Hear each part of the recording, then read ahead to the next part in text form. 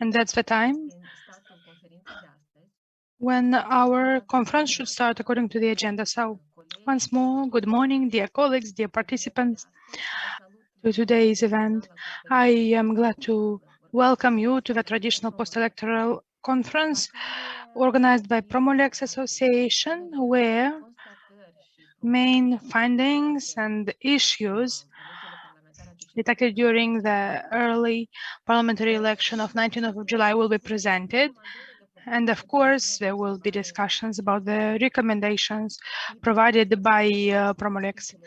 This event is organized under the auspices of a civic coalition for free and correct elections, and its main purpose is to facilitate the dialogue between decision makers, public authorities, civil society, political parties, and development partners in order to improve the electoral legislation and practices in accordance with the international standards in the electoral field. So it's difficult not to notice the high interest towards this event, and I see that it's almost 60 participants of us here. I would like to greet the representatives of the Central Electoral Commission, of the President's Office, of the Parliament, of several ministries, Ministry of Interior, Ministry of Finance, Ministry of Justice, Ministry of Foreign Affairs, several agencies, colleagues from civil society, development partners, and of course, representatives of political parties. And I am grateful to you all. We really appreciate your participation. Before I give the floor for some welcoming remarks to Mr. Juan Manuel, I would like to give some technical and organizational details. As you can see in the chat box, a message from the organizers,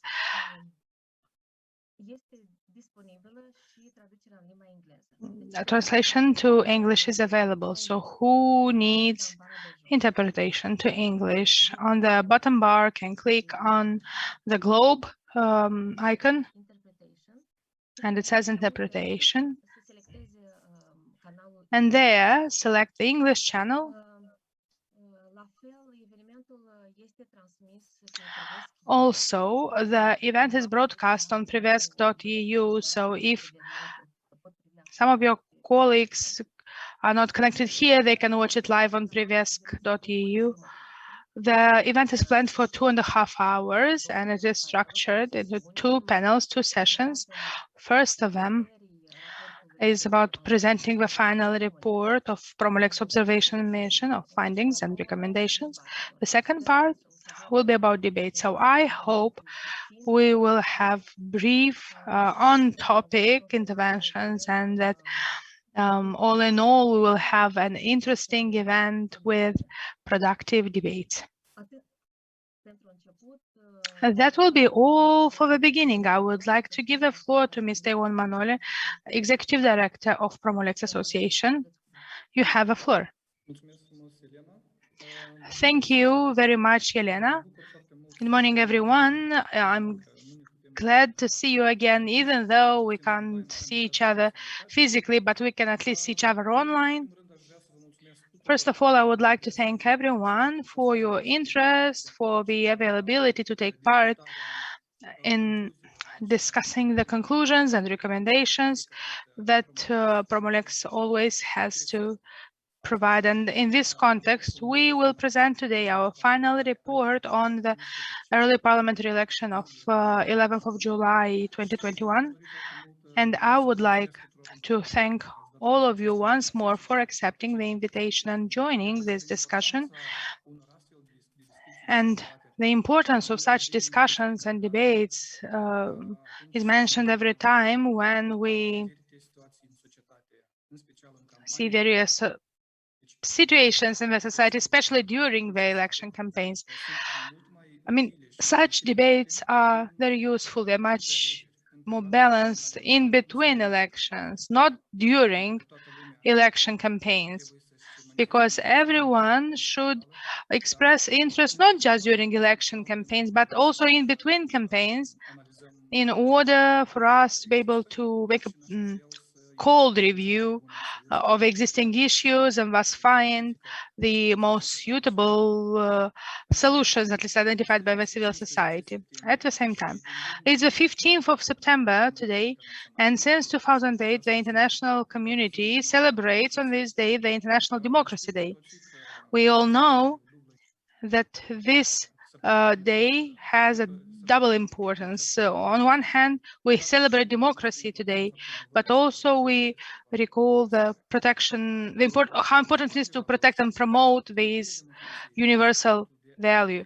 And one of the main components of democracy is the right to vote and to be elected, and other aspects also that together mean that elections are correct and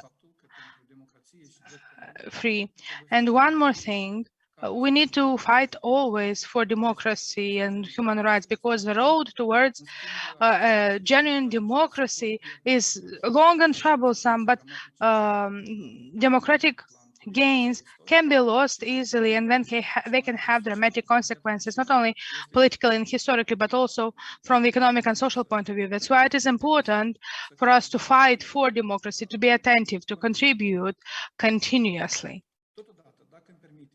At the same time, let's recall the important role that the civil society has in genuine democracy. So that's the reason why certain groups of interest try to attack the area of activity of NGOs, and being a part of this, of a civil society, I am very glad. I'm constantly glad for the achievements of the civil society organizations of Moldova as part of the efforts to have a free area here in this region of Europe. And thanks to their contribution, many colleagues of ours from civil society are now part of state institutions, and we can only hope that this experience and knowledge, the expertise they gathered in civil society will be useful when performing the state duties, and also in line with their competence and in line with citizens' expectations. In the same context, I would like to take advantage and congratulate our colleague. Our colleague Pavel Postil was assigned to the Central Electoral Commission by our management leadership of our country, and I think that's the best choice by the president of our country. The experience that Pavel got as the program director at Promo-LEX and head of observation missions is very valuable and necessary to state institutions at this stage. It is a huge responsibility, but I'm sure that the two representatives of civil society will have good results at the Central Electoral Commission as well. So we wish them good luck. Promo-LEX is one of the most significant organizations of this kind in this part of Europe that protects human rights. And since 2009, we've been observing all the elections in Moldova. And the last one in July was the 21st observation mission. That it was possible thanks to dedication, team, and also network of our national observers, who I would like to thank using this opportunity. Also, I would like to appreciate the fact that our efforts wouldn't be possible without the support of development partners. And the early parliamentary elections in July and today's event and the report are only possible thanks to the financial support of the following partners and partnering institutions: United States Agency for International Development, through the Program for Democracy, Transparency and Responsibility, Council of Europe, through the project support for civic observation of the early parliamentary election in the created abroad, and also the Netherlands by means of a project information of citizens and in the polling stations created for voters from the left bank of Dniester River. And you know that we also have the component related to hate speech, and that was supported by the Soros Foundation by the project strengthening activism and human rights in Moldova, fourth stage. My colleagues during this event will provide the most important findings and recommendations of the observation mission of a 21st observation mission that Promo-LEX has held since starting with 2009. And we believe that starting with a new component that will be voted tomorrow, the day after tomorrow in the parliament, I hope that the dialogue with the civil society and the results on the appropriate amendment, consistent amendment of the electoral code will become fast and will manage to correct certain issues that we have been highlighting for years now. We believe that now the parliament has all the possibilities to vote in a fast and efficient manner for the recommendations that the civil society has been suggesting for years. Now, I would like to invite you once more to have an efficient event with important, consistent discussions, and let's be active and take part in this event. And let's give a possibility to all stakeholders to express their opinion and contribute to today's discussions, because they will be very important for the future. Thank you, and I'm giving the floor to my colleagues. Thank you very much, Mr. Manole. I remembered some ideas from your welcoming remarks. One of them is that strong civil society is key to a democratic society. And secondly, the effort or the result of the effort that Promo-LEX presents today is the result of an entire team of complex work. And well, that's it. Now I would like to give the floor to Mr. Chimel, President of the Central Electoral Commission. The floor is yours, Mr. Chimel. Thank you. Esteemed ladies and gentlemen, I would also like to congratulate you on organizing the Post-Electoral Conference, conclusions and recommendations of a Promo-LEX observation mission of the early parliamentary election of 11th of July 2021. It's an honor to greet you on behalf of the Central Electoral Commission, and I would like to thank you for inviting us to take part in this post-electoral conference, which we believe is extremely important, especially as a result of the early parliamentary election of 11th of July. As always, organization of early parliamentary elections was a challenge for several reasons, for financial reasons, organizational reasons, preparation of the legal framework, and especially because of the pandemic that influenced this election as well. Of course, the electoral authority had to take a certain number of special measures that would allow respecting the rights of citizens of Moldova to free choice, a right that is guaranteed by the Constitution of Moldova as well as by other international regulatory acts. But we need to mention also the restrictions that were approved by the National Extraordinary Committee for Public Health in the pandemic circumstances. That's why the context of the early parliamentary election was special, but I think that we managed well, and we will see how we were appreciated by national and international observers. We would like to express our gratitude to Promo-LEX representatives for contributing the development and improvement of electoral processes in our country. For example, out of 1,880 observers that were accredited by Czech, more than 1,100 were from Promo-LEX, which was more than 60% of accredited observers. Also, during the electoral period, we had requests of information from Promo-LEX in relation to hate speech and incitement to discrimination in the public space and media. Czech registered 2 appeals and a notification related to actions of electoral contestants, so alleged hate speech and incitement to discrimination, and we were shared with the council for that. The Central Electoral Commission continues to improve the electoral processes so that because this area is dynamic, and we will pass we will adapt to every needs imposed over time, and we believe that the next commission that will be accredited soon will continue to improve the electoral processes in relation with the goals and values of Central Electoral Commission according to the approved acts, and having a constant partnership with institutions, with international bodies, with civil society, political parties, and voters.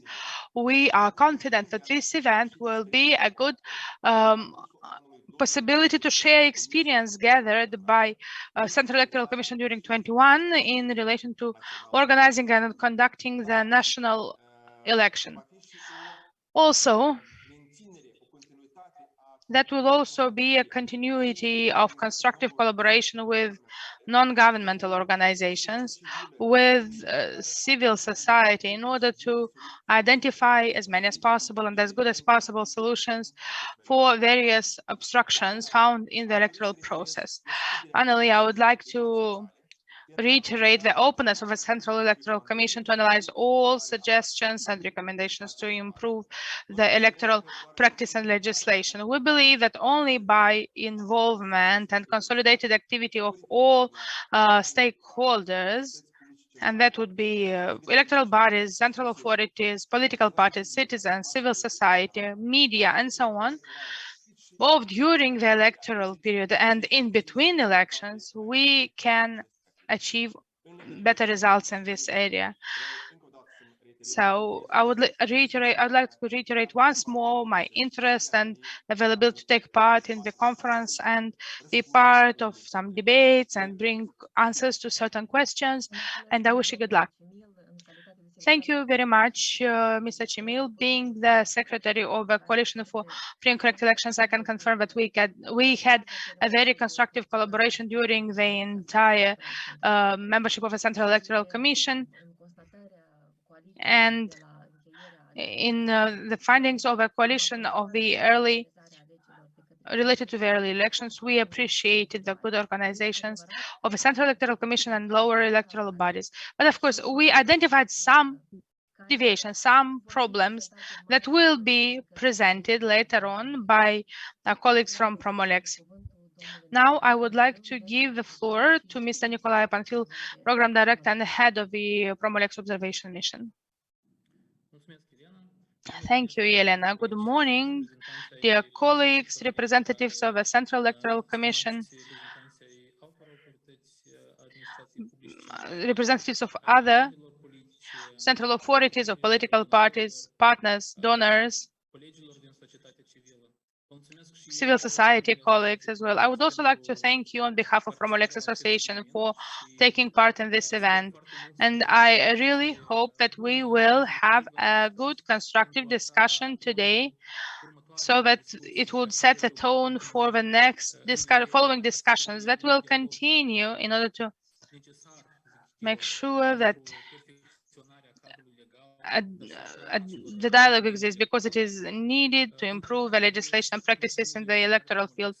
Being the head of a Promo-LEX observation mission, I would like to make a brief presentation or introduction of what was or what is the Promo-LEX observation mission, to make it clear once more for all of the participants how this information was gathered, how reports were developed, and how did we get to these specific conclusions and recommendations.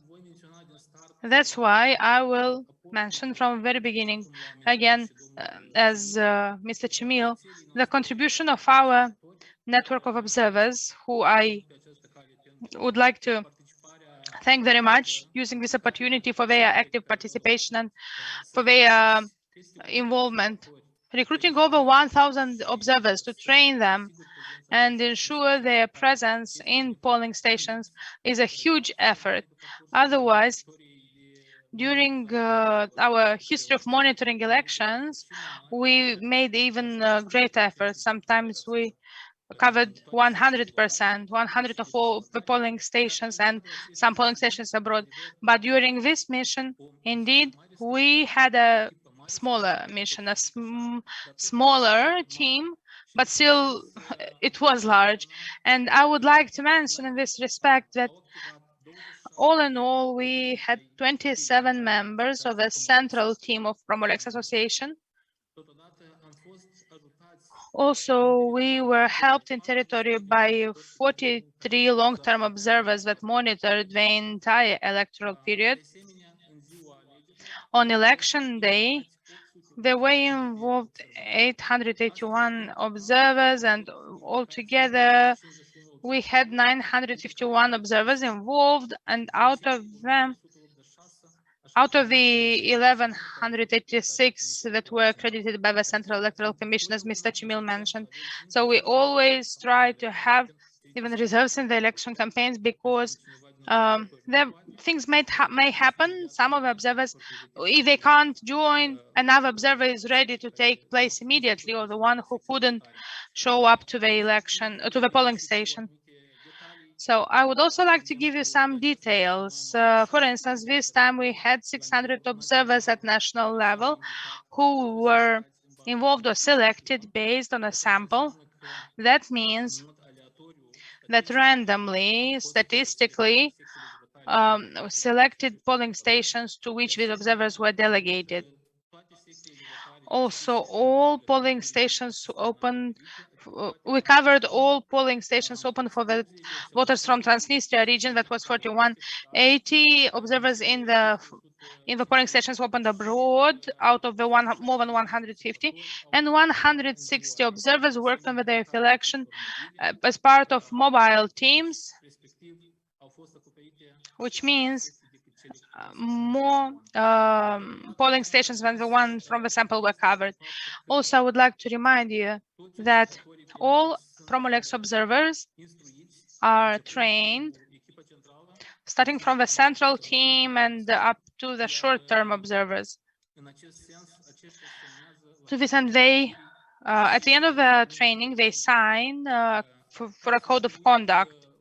I don't want to forget. That's why I'd like to mention that in this electoral campaign, we also include 7 monitors who monitored the hate speech during the campaign, who worked based on a methodology developed particularly for this reason. All observers, I would like to repeat, a code of conduct, and they worked in line with that code. That's why all recommendations, all conclusions that we have are formulated fairly. And I would like to highlight, as I mentioned, that during the press conferences during the campaign, Promo-LEX Association is not an investigation body, it's not a political opponent. So we don't have the obligation to approve or to document the things stated in the reports. Still, every time we make effort in order to have evidence confirming certain situations or issues that we have noticed. That's why I believe, and actually, I am confident that all the findings that we have today in our final report are very well documented, and I would like to even ask our colleagues from the Central Electoral Commission, from other institutions who have observations, please provide comments during the event. Let's discuss the moments, the problems that we reflected so that we can find solutions in the end. Briefly, that was a description of the observation mission and about the way how we got to this final report. In conclusion of my opening remarks, and before I give the floor to my colleagues of the analysis team who will make the targeted narrow topic presentations from a report. I would like to thank the colleagues or representatives of the Central Electoral Commission, Mr. Chimel and the other members, for the good collaboration that we have had over the years. And I wish all of them good luck in what comes next. And I hope we will have an equally good or even better collaboration with the new membership of the Central Electoral Commission. I also really wish that starting with the presentation of this report would have some other discussions as well in the near future in order to start public discussions, in order to start the effort we should all make in order to solve the problematic issues, the situations that were found by us, by international observers who are known to electoral bodies, but also to the representatives of the parliament, because we have many gaps in the legislation coming back from 2016 that still haven't been solved yet.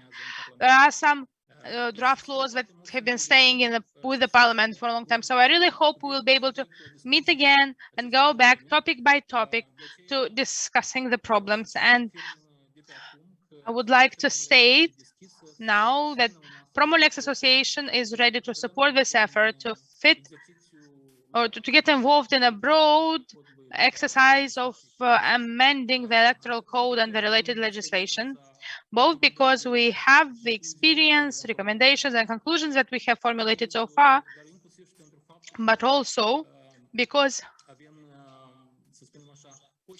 we have the possibility to ensure a good organization of this activity. And I hope that the development partners also, including partners that support us currently in our observation missions, and the association in general will keep being by our side and will support these efforts for the amendment, adjustment of electoral legislation.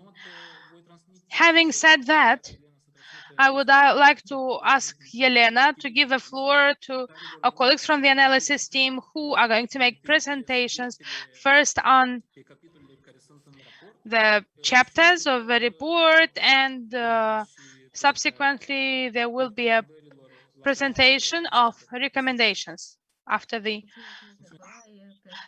Thank you very much, Nikolai, for a detailed description of the mission, of the effort that you have made. And I hope that this encouragement that you mentioned and the message to the new membership will be heard. It's not a long time to wait. I think that in the nearest future, we will see the new membership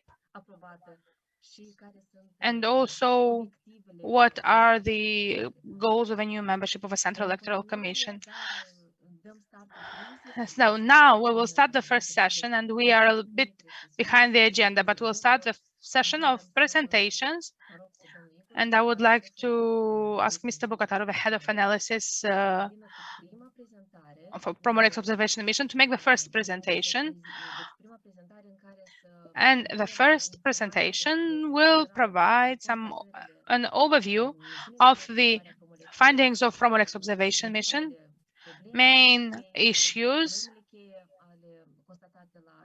found during the early parliamentary election. After that, there will follow other presentations on separate topics. So, Mr. Bocataro, I hope you can connect. Thank you, Elena. I would like to greet everybody who is here, and I would like to jump into the topic, and I will use a presentation that I'll share on the screen.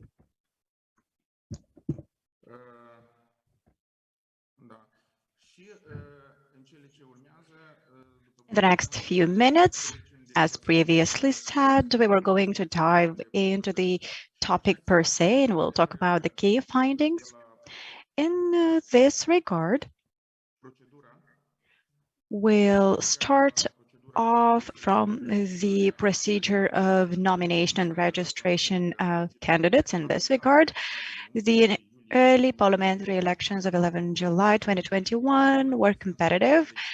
So there were 23 electoral contenders registered out of the 24 that applied for being registered on the ballot. And as we know, out of these 23, among these 23 electoral candidates, there were two blocks, one independent candidate, and the rest were political parties.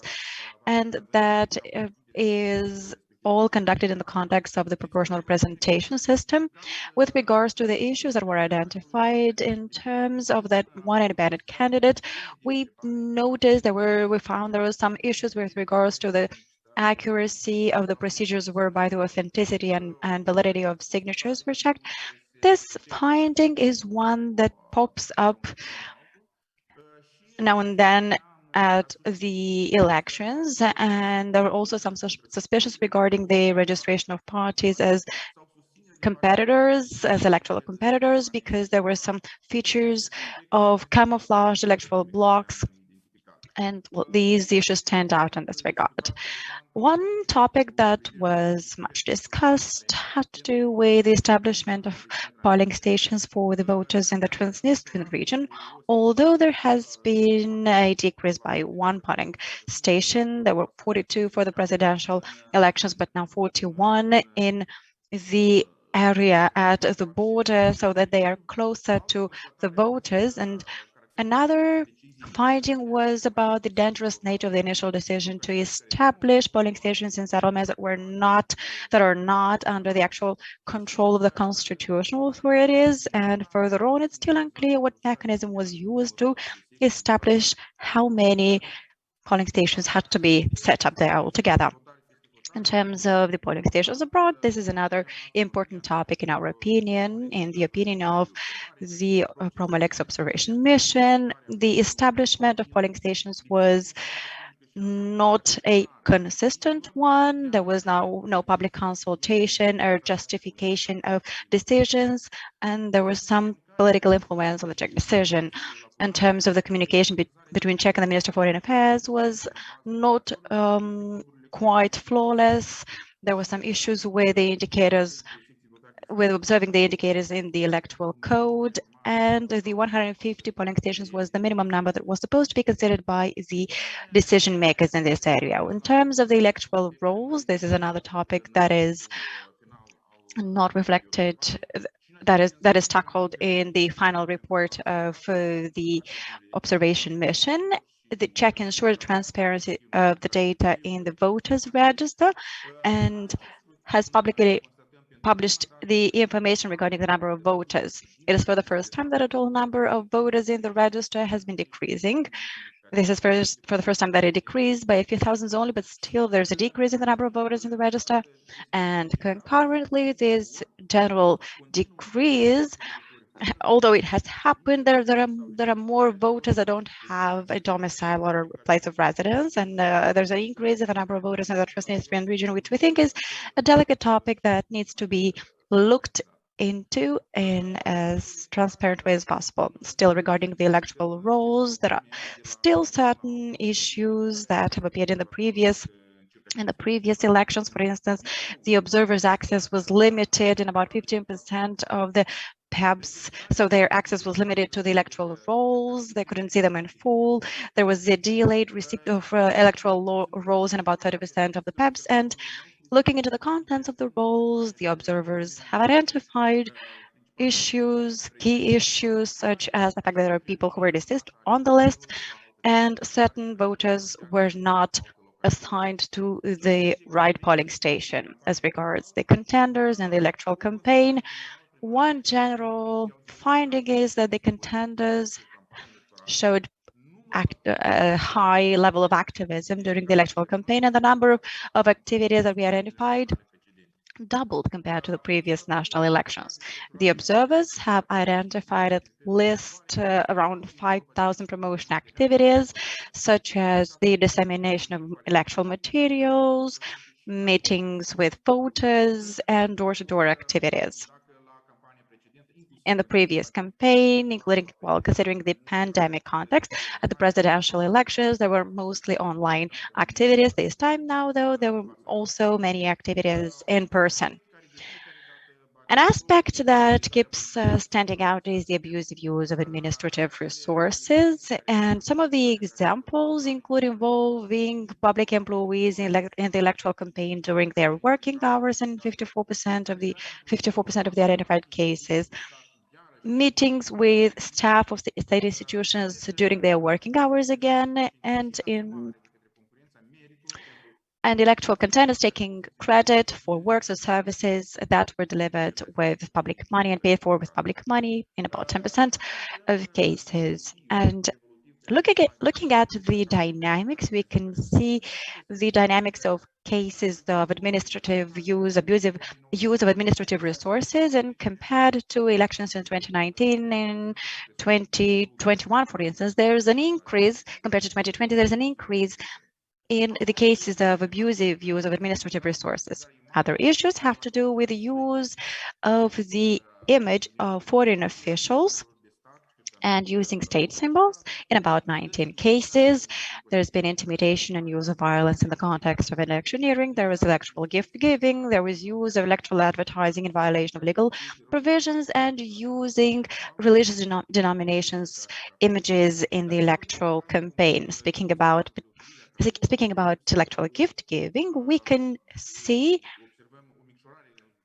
there's a decrease, a downturn in this trend, especially compared to the 2019 elections, to the presidential elections.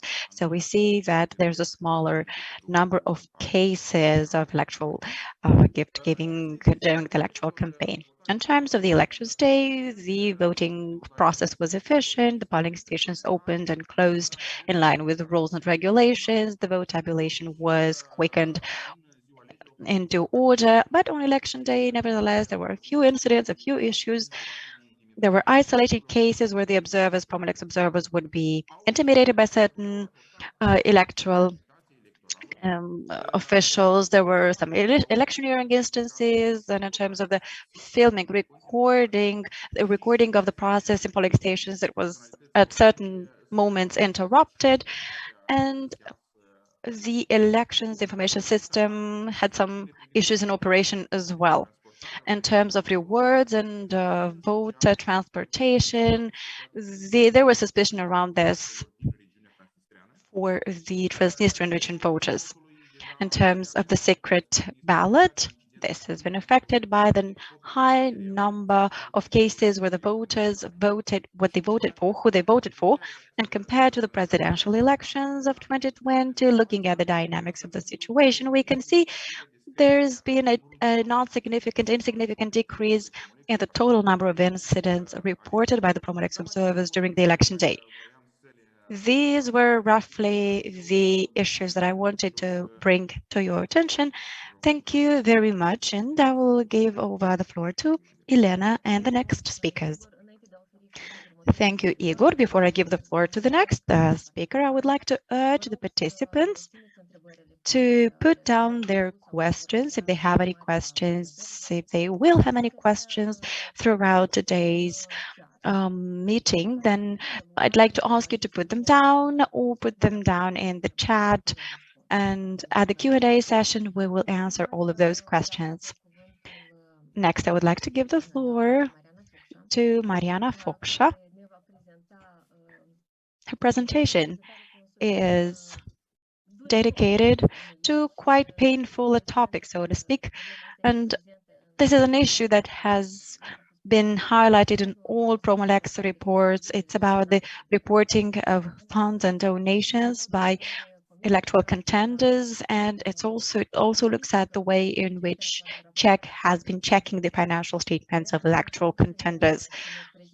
Mariana, over to you, and we'd like to hear more about the conclusions of Promo-LEX in this regard. Has there been any improvement, or is the issue as bad as it was?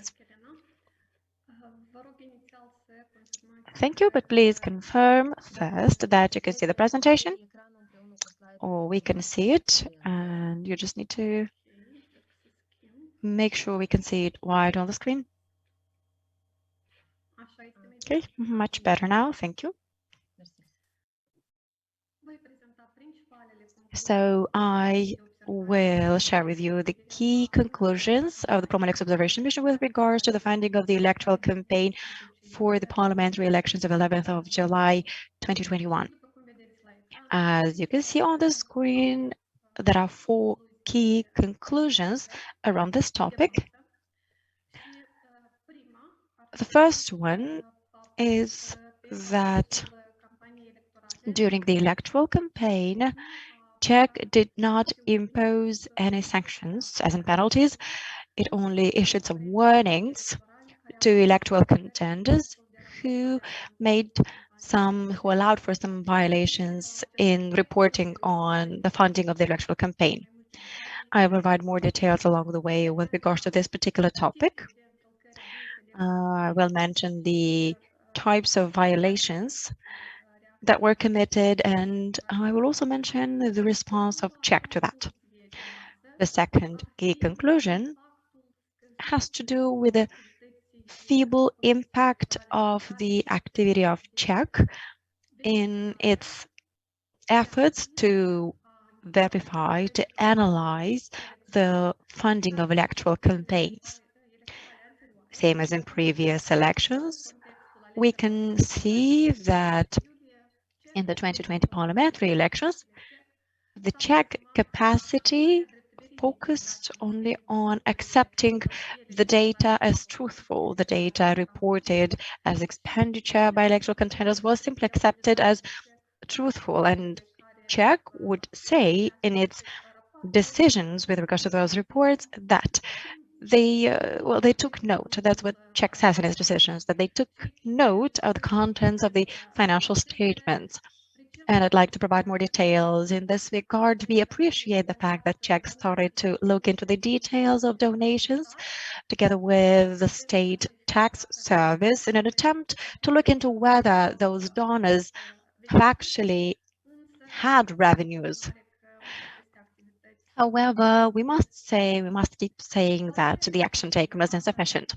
The third conclusion is that Czech identified again that there are no functional tools to monitor and to examine cases where financial donations were received in violation of rules. This is about those donations, thus, that are accepted in violation of Article 41, paragraph 1 of the Electoral Code.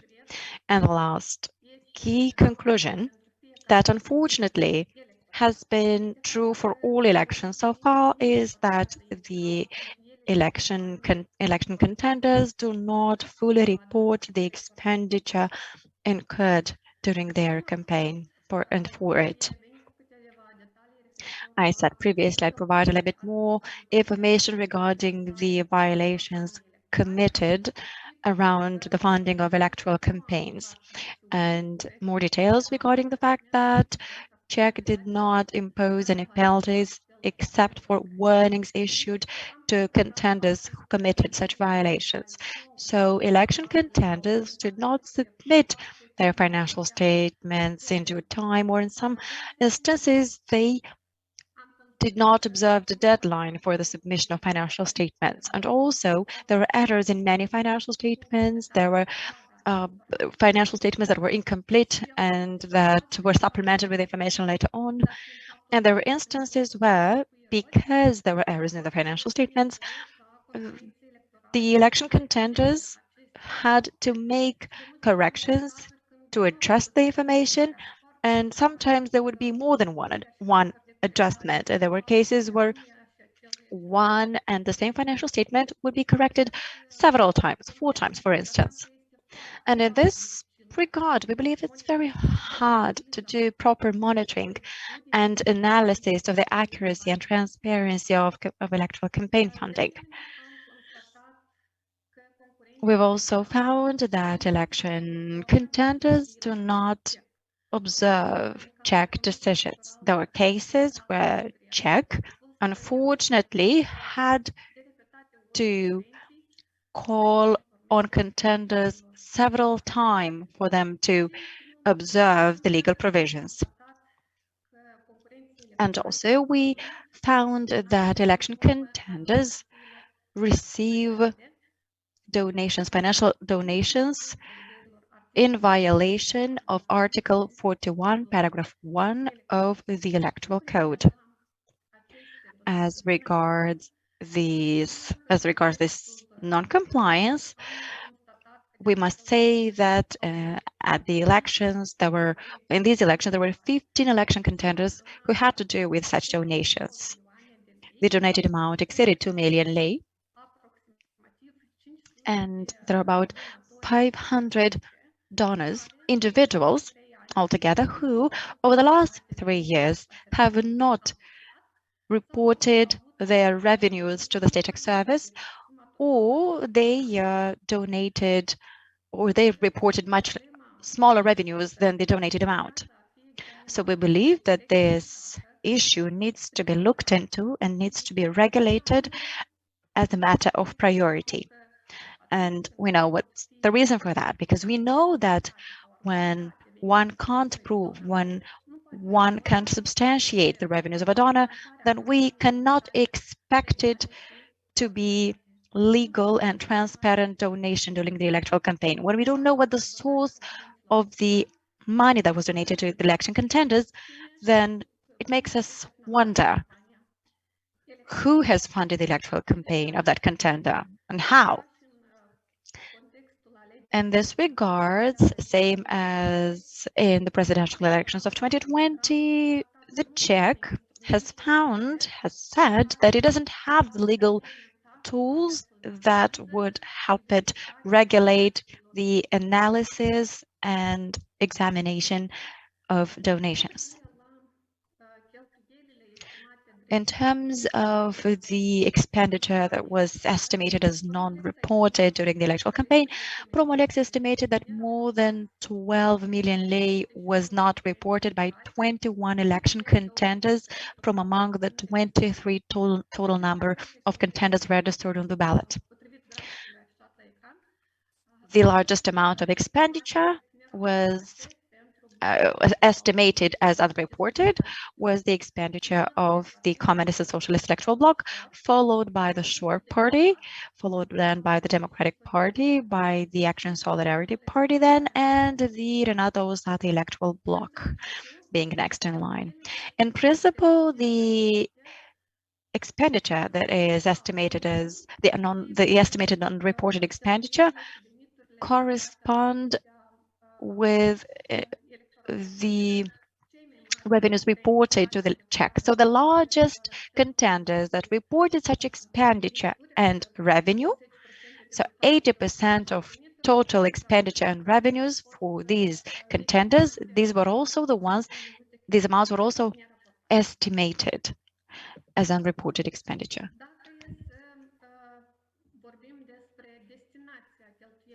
Speaking about what the unreported expenditure was used for. So the largest amounts seem to have been spent for promotion materials and printed materials, and the amount of that is estimated to be above 4 million. That is followed for the delegation or secondment of people, that's about 4 million lei. This category includes expenditure for remunerating people involved in electioneering, people of trust registered by every election contender and observers. And on the third place, that would be expenditure that was not reported, expenditure incurred for the campaign headquarters and telecommunication, and that's about 1.6 million lei. Now, looking at every election contender, we can see here the types of expenditure and how much of that was spent for those purposes by every election contender. For a better picture and for having a better image, we decided to highlight what was the situation for the most active election contenders who reported the largest amounts of revenues and expenditures. So the Socialist and Communist electoral bloc, for the unreported expenditure, for instance, delegation and sacrament of people, they spent large amounts for that, and that was followed by remuneration of staff involved in election campaign activities. And they also spent unreported expenditure and unreported funds for printed promotion materials. As regards the second one in this case, the OSATE block, not OSATE block, 71% was spent and not reported for delegations, second amendment people, followed by remuneration of staff and expenditure incurred for the headquarters, campaign headquarters for the Action and Solidarity Party. 78%, that is, most of the unreported expenditure was used for delegation secondment of people, followed by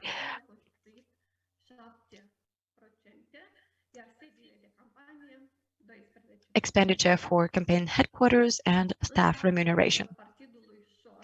As regards the Shor party, the fourth contender that reported the largest amount of expenditure and revenues. So 44% is money spent on printed materials and promotion materials for the campaign headquarters and for secondment and delegation of staff.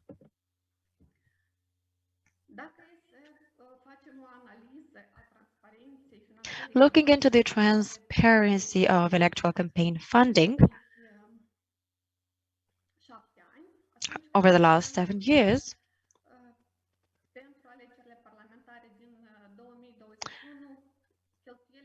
we can see that for the 2021 parliamentary elections, unreported expenditure represented 32% of total reported expenditure, reported by contenders to check. This is a smaller share compared to the presidential election of 2020, where unreported expenditure was estimated to be around 39% of total expenditure reported to check. This amount is larger because the parliamentary elections, there were more election contenders on the ballot. This diagram shows us the level of financial transparency, how transparent was the campaign funding for every registered election contender. We can see the relation between reported and unreported expenditure, in-kind donations reported, unreported expenditure as well, which was estimated by Promo-LEX. Looking at the 4 election contenders that reported 80% of the total expenditure, then we can see that the electoral bloc, the Renato Osate electoral bloc, has reported 94 of expenditure and donations, and 6% were estimated as unreported expenditure. For the Action and Solidarity Party, it's 83% of expenditure and in-kind donations that were reported, and 18% of the expenditure were estimated as unreported expenditure.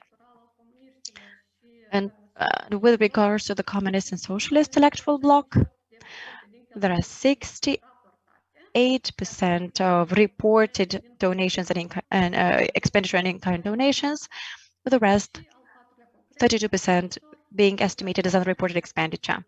And the Short Party, 65% of expenditures were reported, that included in-kind donations as well, and 35% were estimated unreported expenditure.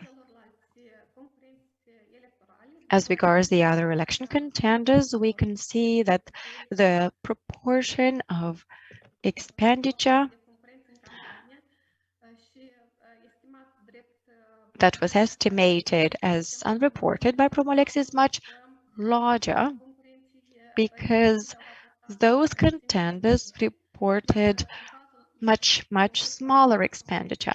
And for 4 election contenders, we see that the level of transparency was 0 because they did not report any expenditure. These are contenders who said they would not open an electoral fund and that they would not make any or incur any expenditure. Most of the expenditure was incurred though for transportation and for advertising in social media. Such expenditure was reported, but not to check. That was all. I am available to answer your questions if you have any. Thank you, Mariana, for this very interesting piece of information. It's of such a nature as to inspire many questions. So if anybody has questions, please put them down in the chat or put them down and ask them later. So there was a question about whether the presentations that we can see today will be made public, though will they be circulated to the participants attending this event? We wonder, I'm not sure whether you, Mariana, can answer that, maybe Nicolae or Igor Bucataru can answer this question about whether the presentations will be circulated to the participants attending the event today. But certainly the presentations and the format would allow for a thorough analysis for the participants. So it would be useful if the participants got to have a look at them.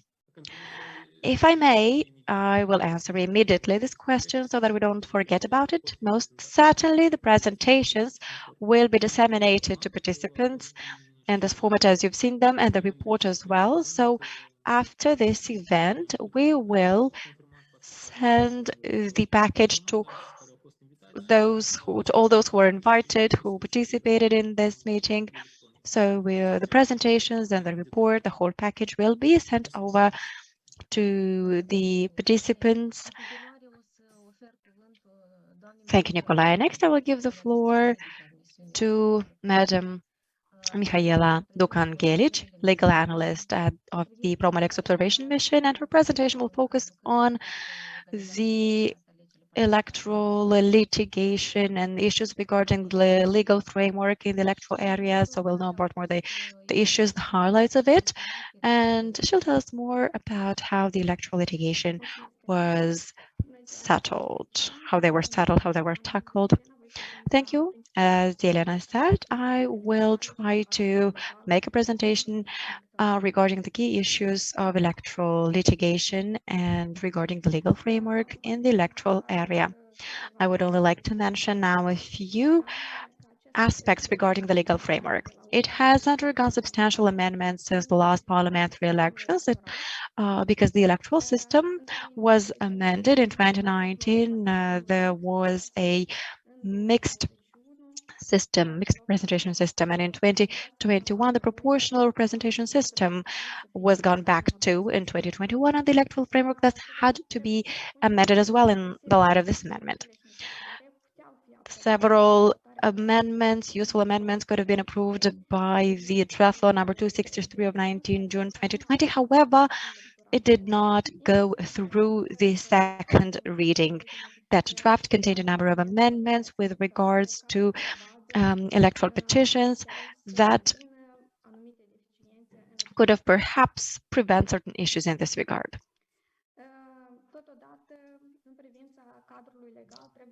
Still about the legal framework, we must say that there were issues, the chronicle issues, the so-called chronicle issues that have been coming over and over again over the other elections and that were not settled and were not resolved even for these 2021 election. So it's about the fact that the camouflage of electoral bloc was not tackled. There was uncertainty around the admissibility and the settlement of electoral appeals, the complaints. There was uncertainty around the prevention and combating of the COVID-19 infection during the elections, and thus there were some delays in the approval of measures around this issue after certain electoral contenders have already been registered even. And also there was another issue that we've identified during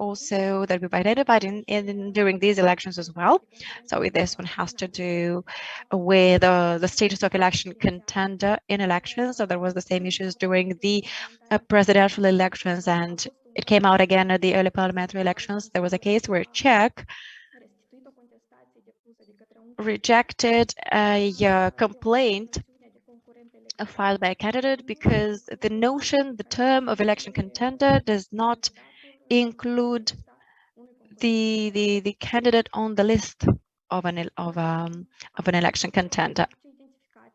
Other issues identified during the electoral period, well, we've identified a few of them that stood out. One of them has to do with the non-constitutionality of the provision of Article 51, paragraph 4 of the Electoral Code with regards to the right of candidates in elections not to be held to criminal account or arrested or apprehended or subject to administrative sanctions without the consent of the electoral body that has registered them, except for cases where there's been a flagrant crime.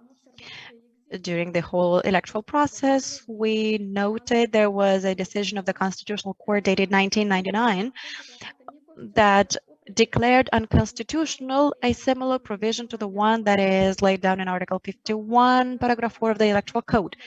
So that's about practically the same legal provision. And it also tackles the right of election contenders to be arrested, apprehended, or subjected to some administrative sanctions. And back then, the Constitutional Court has found that such a provision was unconstitutional. And therefore, we believe that this provision can't be applied. And actually, the Parliament did not have the right to pass it again. Another issue that we found, and that has led in its turn to a number of issues in the electoral process, is the delayed approval of the government decisions regarding the appropriation of funds to check for the organization and conduct of elections. Another issue has to do with the uncertainty, the lack of clarity regarding the authenticity of the statements of wealth and interests of certain candidates running for MPs. And we mentioned that during the debates, it stood out that certain election contenders only fill in the statements perfunctorily. That is to say, they don't contain truthful information. They are either incomplete or there are deliberate mistakes and misinformation in the statements of wealth and interest. So we noted that although there is a mechanism to check these statements, to verify their accuracy developed by the National Integrity Authority, these statements that were filed during the electoral process are not checked statutorily by that authority unless there was a mechanism for the handover of the statements to this authority, the integrity authority, for it to examine it. So this provision regarding the issues around the incomplete information doesn't seem to apply to election contenders who run in elections, because according to the Criminal Procedure Code, the first finding has to be established by the National Integrity Authority. It has to be the first one to find it, to state that the data in the statements of wealth and interest is incorrect or incomplete. And another issue that we came across is that there are third parties representing electoral contenders and participating in debates, although they have no link with the electoral campaign. So we've also identified that as representatives of election contenders, people were appointed that either had no right to do electioneering or were incompatible with doing electioneering because of the position they had. In the regulation on the coverage of the electoral campaign, there is no explicit provision regarding who cannot be representatives of election contenders. And for that reason, we put down a few recommendations in the report. When it comes to electoral appeals, I mean both appeals filed to the Central Electoral Commission, to the District Electoral Councils, and also appeals filed to court. According to Promo-LEX observers, during the election campaign, at least 31 appeals were filed to court, 26 appeals and 38 notifications to the Central Electoral Commission. And according to the summarizing report of the Central Electoral Commission, Central Electoral Commission received 173 notifications, but from the incoming and outgoing correspondence published on the Commission's website, we found only 38 notifications. Also, 29 appeals and notifications were filed with the district electoral councils.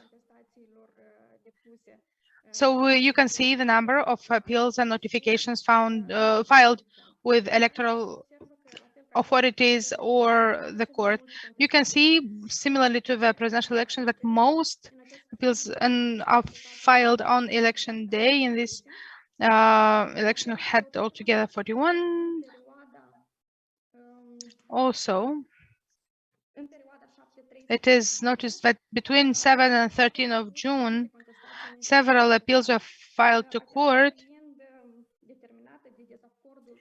that was related to the disagreement of electoral contestants about the number and of polling stations set abroad and for polling stations for citizens from left bank of Dnistru River.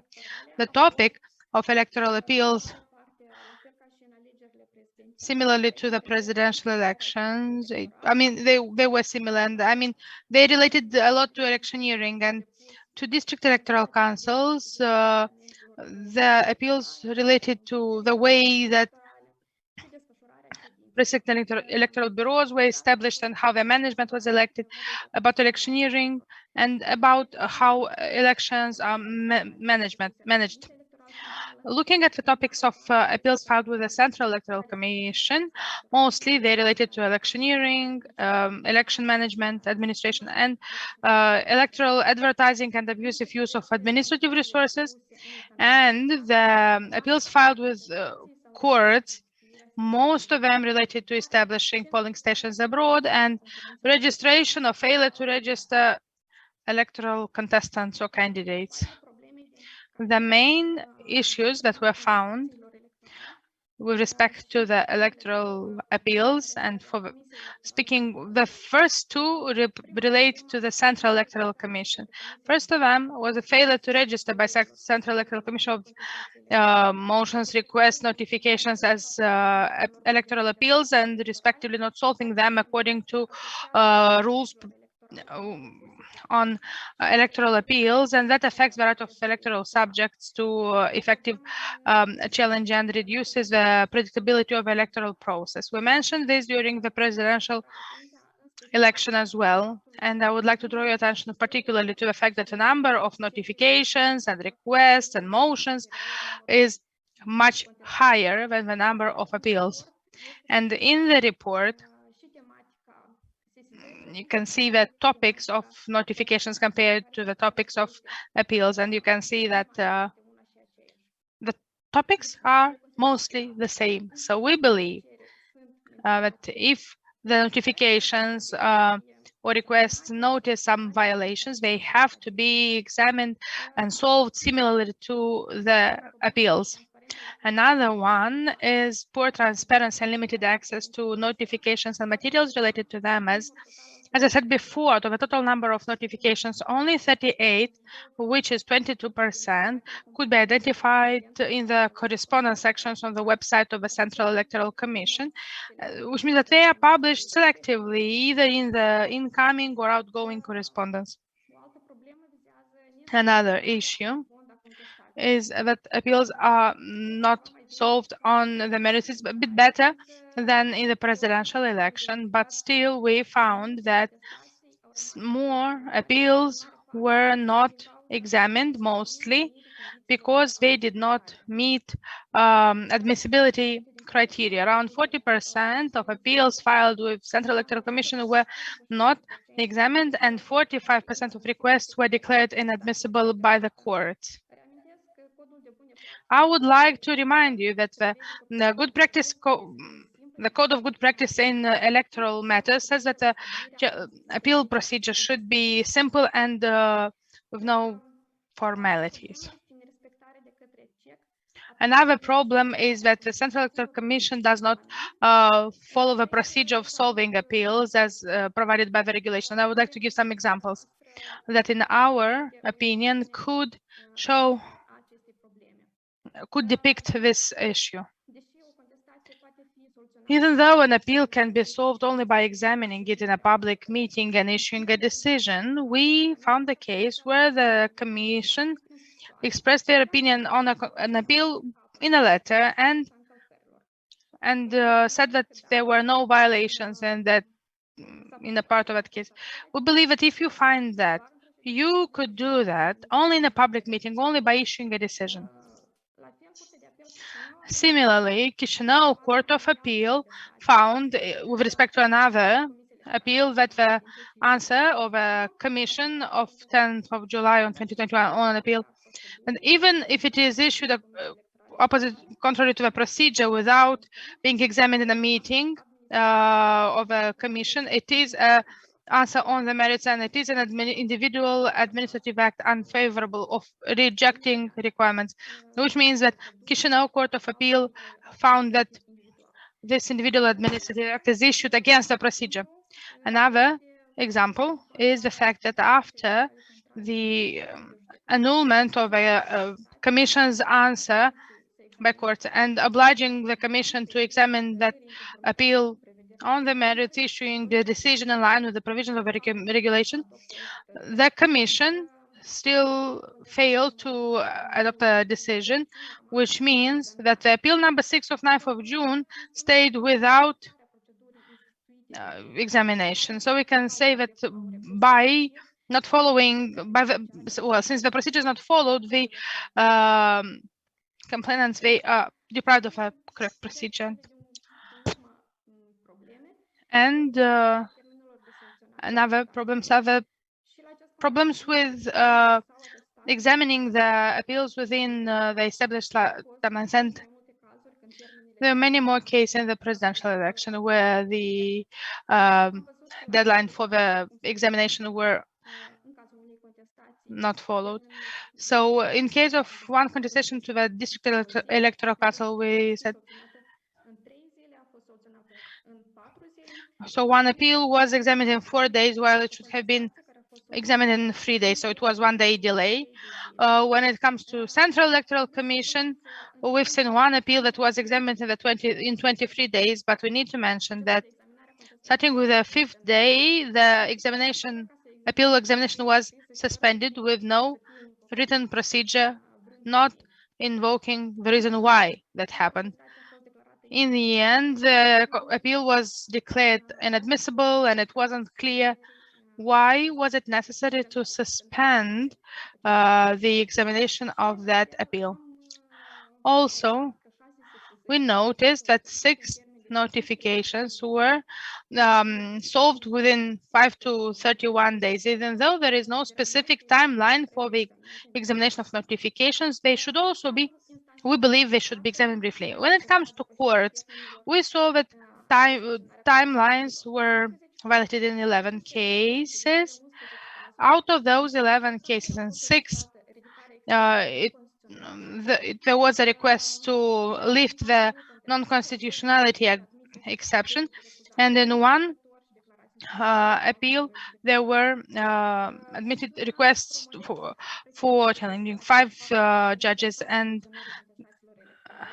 And the Promo-LEX observation mission appreciates the situations that factors that lead to the delay of solving electoral appeals and that could obstruct the proper conduct of the elections. I would like to thank you for your attention. And if you have questions, I am ready to answer. Thank you very much, Michaela. Interesting conclusions that reveal several issues. And I hope that in the Q&A session, we will have interventions and much more detailed discussions about this topic. Now I would like to give the floor to Mariana Dobrovolsky, analyst in the Promo-LEX observation mission, who is going to make a conclusion about monitoring the activity of electoral bodies and public authorities. I would just like to ask the following speakers to be as brief as possible because we're already beyond the schedule. So, Ms. Dobrovolsky, you have the floor.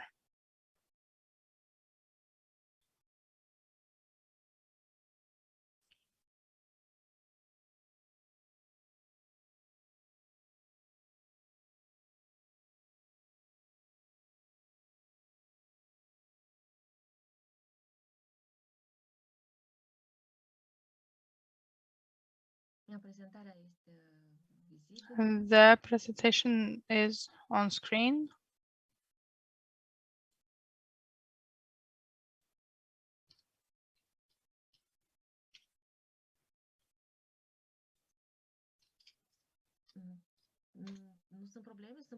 Are there any technical issues? Can you hear me now? Yes. Yes. Thank you. During the monitoring of the activity of electoral bodies and public administration in organizing the early parliamentary election, the mission found a number of issues, and some of them have a repetitive nature from an election to another. With respect to the activity of a Central Electoral Commission, we can say that the institution failed to adapt all electoral procedures to the amendments of Electoral Code that were implemented in 2019. So only 10 regulations were adapted. Out of them, 2 were approved and amended. Other 3 Central Electoral Commission regulations were not adjusted to the specific nature of a parliamentary election in a proportional system. And that is the regulation on developing and updating voters lists, the regulation of preliminary registration, and also I want to mention the Commission respected partially the provisions on public consultation. Another issue is the fact that the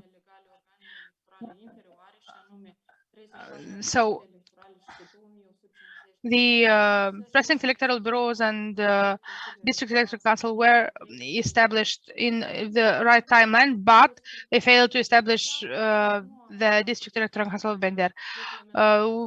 Also, the Commission did not approve the decision that would regulate the organized transportation of voters on the day of election, a phenomenon to which Promo-LEX always highlighted. And the last issue is non-compliance of information requests on starting opinion polls. So they were not in line with regulatory. So we found that in some cases this information was missing: who ordered this survey and the sample. Speaking of lower electoral bodies, I would like to mention the working hours that were not always followed by all precinct electoral bureaus. In 21% of the visits, the offices of bureaus were closed. Even though in this election we've seen a slight improvement, we still found that the buildings of electoral bodies did not guarantee access to people with special needs. So only 43% of electoral councils and 32% of electoral bureaus were accessible to people with special needs. During this election, the structure of electoral body is still disbalanced from gender point of view. In district electoral councils, we can see that 67% were women and only 33% were men, while in precinct electoral bureaus, 82% were women and 18% were men.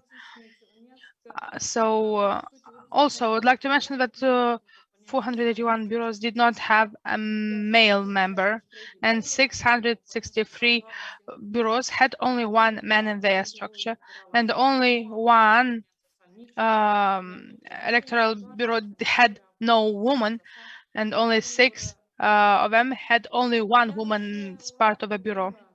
Another issue found by the mission is the failure of electoral councils to follow the provisions on establishing electoral bureaus. The mission found 27 bureaus that consisted of an even number of members. And also, the electoral bureaus did not follow the provisions on electing the management. In at least 29 cases, the open voting procedure for the election of the management of the bureau was not observed. And then permanent change in the membership of lower electoral bodies. We've seen at least 8 district electoral councils and 246 electoral bureaus changed their membership during the period. Another issue was involvement of precinct electoral bureau members in electioneering, given that it is the second election organized during the pandemic. With respect to this, we would like to mention the following deficiencies.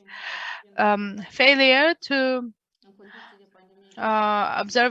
failure to meet requirements on daily activity of electoral bodies during the pandemic, not following entirely the procedure of taking the temperature. Only 75% of the councils and 26% of the bureaus were taking the temperature. And also publishing information on health protection rules. That was published only in case of 34 district electoral councils and only in 1,454 electoral bureaus. With respect to accreditation and activity of observers, I would like to mention that the Commission amended the regulation of the status of observers and the procedure of their accreditation, meaning that the applicant institution needs to provide a copy of a statute in order to accredit. And this amendment did not affect the rights of observers. So all in all, for the early parliamentary election, at the Central Electoral Commission and District Electoral Councils, there have been accredited 8,952 observers and experts, both national and international. So we have 8,310 national ones. We see that according to, compared to the presidential election, we have an 8% increase in national. Out of them, 1,186 were accredited by Promo-LEX and 158 by 6 electoral councils for polling stations that are abroad. When it comes to international observers that were accredited, we have 642. Compared to the presidential election, we see a 49% increase. Again, I would like to remind you that in the presidential election, given the pandemic circumstances, several international missions lowered the number of accredited experts, and some of them gave up on observing or monitoring the process. The Promo-LEX observers that were involved in monitoring were trained during seminars organized by the mission, including seminars on protection standards in the context of a pandemic. Speaking of the involvement of our public administration in organizing the early parliamentary election, one of the problems found by the mission was the late approval of decision number 56 of the National Council that established a mandatory rule to prevent and combat COVID-19 during the election. So it was approved on the 14th day of the election campaign. Still, Promo-LEX mission appreciates this time that recommendations were developed also for electoral meetings during the campaign, which were happening with physical presence of participants. Another problem that was identified was the approval of an instruction on the organization and conduct of elections by Central Electoral Commission. That was done by the Extraordinary Commission, not by the Central Electoral Commission. The Promo-LEX mission, in this election as well, found that not all local public authorities assign members to the electoral bureaus, and out of all local public authorities, only in 6 administrative territorial units of second level met the legal requirements on appointing members to the electoral bureau. Again, compared to the presidential election, we noticed a slight improvement in the information of citizens on the electoral process. Still, we can see that when local public authorities carry out their duties to ensure a transparent and correct electoral process, it still has room for improvement. From the charts, you can see that at least 64 local public authorities don't have a decision on providing places for announcements, and 298, even if they passed there, they did not publish that at the office of a local authority. Speaking of ensuring spaces for to publish some information, 100 did not provide that, and 315 authorities offered that, but it was not enough according to the law. According to the decision, well, when it comes to the decision for spaces for meeting with voters, we can see that at least 17% did not pass a decision in this respect. The last 2 problems found by the mission, however, they are not less important, is intimidation and pressure in relation to the local public authority. According to Promo-LEX observers, at least 11 cases were found in 4 districts of the southern part of the country where the local public authority representatives invoked intimidation activities from the Socialist Party representative Vasile Bole, and also abuse from local public authority in relation to electoral contestants and their right from Article 52, paragraph 1 of Election Code, and that is free discussion about all electoral program as well as the right to electioneering. That is abuse from or hey mayoralty to allow electoral contestants to install tents in the city. These have been the main issues found by the mission when it comes to the activity of electoral bodies and public administration authorities. If you have any questions, I'm glad to answer.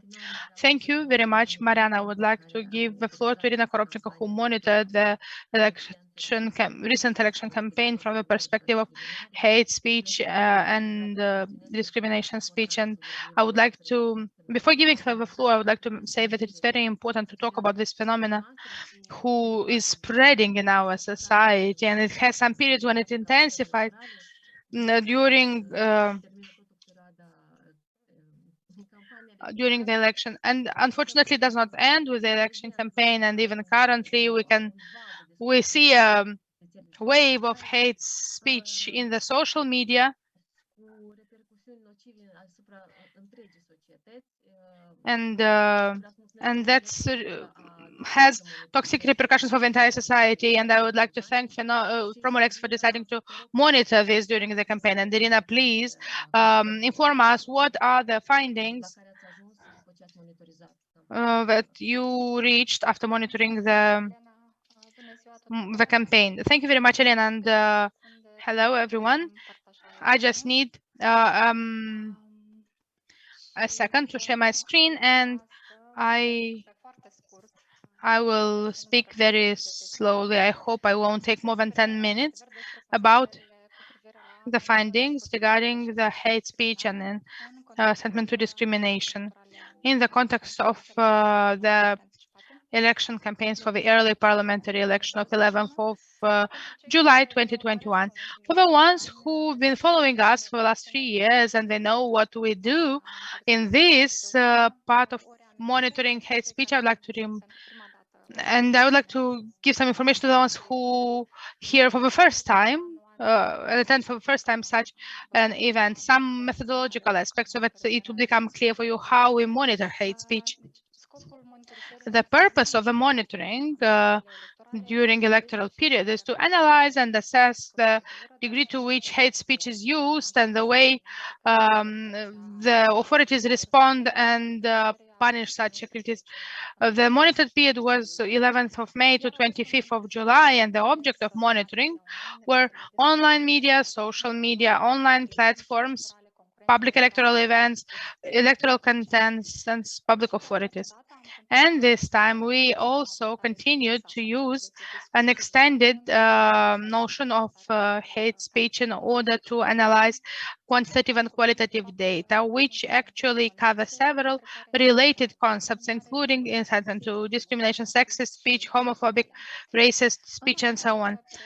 In this election period, we identified 299 cases of hate speech and incitement to discrimination, which represents a decrease in the number of cases of hate speech compared to the presidential election of last year. I would like to draw attention that the numbers you see on the screen currently for the years 2018 and 2019, Promo-LEX monitored hate speech generally, not only in the electoral and political context, but in 2020 and this year we focused in order to see how this kind of speech takes place in electoral context. That's why figures are much higher than the previous years. So in this election campaign, we had an average of 3.9 new hate speech cases per day. That is, on the average, one case decrease compared to the previous year with presidential election.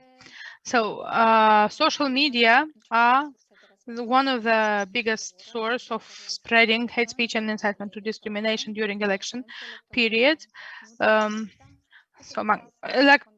Electoral contestants are not only them, they mainly use these platforms to spread their message. And this contributes actually to fastly spreading hate speech cases. And as you can see, the 299 cases were visualized by over 13 million times, and they were shared more than 475,000 cases. And almost every case registered during this period of time was watched at least on the average by 44,000 times. And would like to notice that the hate speech and incitement to discrimination is used and generated mostly by men in the age range of 35 to 50 years. This type of speech continues to affect mostly men, but also women. And in the election campaign for the early parliamentary election, we registered an increase in the number of hate speech cases aimed at people over 50 years old and younger than 35 years old. Mainly the criteria underlying the hate speech are political belonging, sex or gender, age, opinion, ethnicity. But as you can see in the chart, we have many other criteria that are underlying the hate speech cases during the election campaign, which means that the most affected groups are electoral contestants, politicians and their members, women, LGBTI people, elderly people, people with disability. And over the last years, during the election campaign or even outside, that these top 4 affected groups are hardly changing, which means that the rhetoric is the same. I will not speak now about concrete examples because they were included in the interim report, and I don't want to take too much of your time. But quantitatively speaking, you can see who were the contestants that used more often hate speech during this election campaign. And that is Dorin Kirtako, Radiana Usati, Vasile Kostyuk, and Vlad Beletsky. Also, hate speech generated by politicians has victims, and their opponents are affected by hate speech. And during the election period, Igor Dodon, Vladimir Voronin, Maya Sandu, and Zinaida Grechani were one of the most affected by hate speech. Even though Maya Sandu was not an electoral contestant in this case, she was targeted for hate speech by being associated with PAS party that was registered in the election. Next, we'd like to talk that about 37% of hate speech cases are generated by mass media, and that is one of the sources that is spreading hate speech. Finally, some findings with respect to the monitoring of hate speech. Unfortunately, this type of speech during the election period and outside it is still unregulated and unsanctioned. First of all, because the addresses of the constitutional courts of 2016 and 2020 on this type of speech were not fulfilled by the Parliament of the Republic of Moldova, all legislators until now, and the legal framework is still deficient in this respect, and authorities do not collect disaggregated data for the Council for Equality. So we can't know what are the trends and fields where interventions are needed, and what support should we provide to the victims of this speech. It is true, and we appreciate that the Central Electoral Commission submitted the appeals and notifications registered by the Central Electoral Commission to the Council for Equality in the context of draft law 263 not being finalized and approved in the final reading. Also, it is important to remind you that the Commission included a new article on prohibiting the hate speech in the Code of Conduct, but unfortunately, media outlets and 70% of electoral contestants did not commit to following this Code of Conduct. And the Broadcasting Council monitored the way the election campaign was reflected from the perspective of hate speech. And even though former TV materials violated Article 13 of the Broadcasting Code, that's about discrimination, still the Broadcasting Council did not apply any sanctions. And as mentioned before, after politicians and political parties, women, LGBT people, elderly, and people with disability are the most affected people during the electoral campaign. And in this electoral campaign, as we have seen in the presidential campaign, we see more and more often cases of fear speech, thus explaining in a way the hate towards certain group, but it evokes to a fear feeling towards certain groups of population, such as migrants, LGBTI, and other groups. And out of the 66 situations where incitement to hate or discrimination are found on TV, only in 6 cases the moderators intervened in order to stop the expressions of intolerance or to. Finally, I would like to remind everyone that watches us that on the Facebook page Monitor Hate Speech Moldova, you can find more data about monitoring hate speech in Moldova, but also the actions that are taken at national and international level in this respect. For more questions or clarifications, I will stay connected so that I can give you an answer. Thank you. Thank you, Irina. These are findings that provide food for thought, and hopefully we'll be able to dive into discussions about them at the Q&A session. Next, I will give the floor to Nicolae Panfil to focus on the recommendations of the observation mission, recommendations that were formulated on the basis and following the findings that were just introduced to us by his colleagues.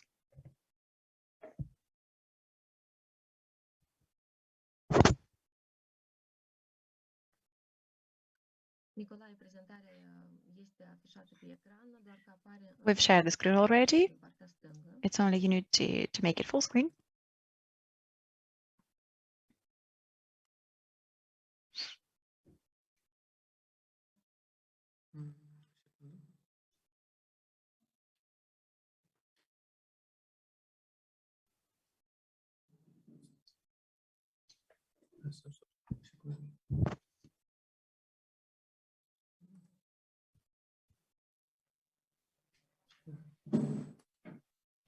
Elena se vede?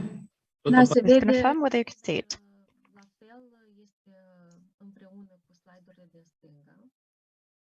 However, it's not full screen, but it's okay now.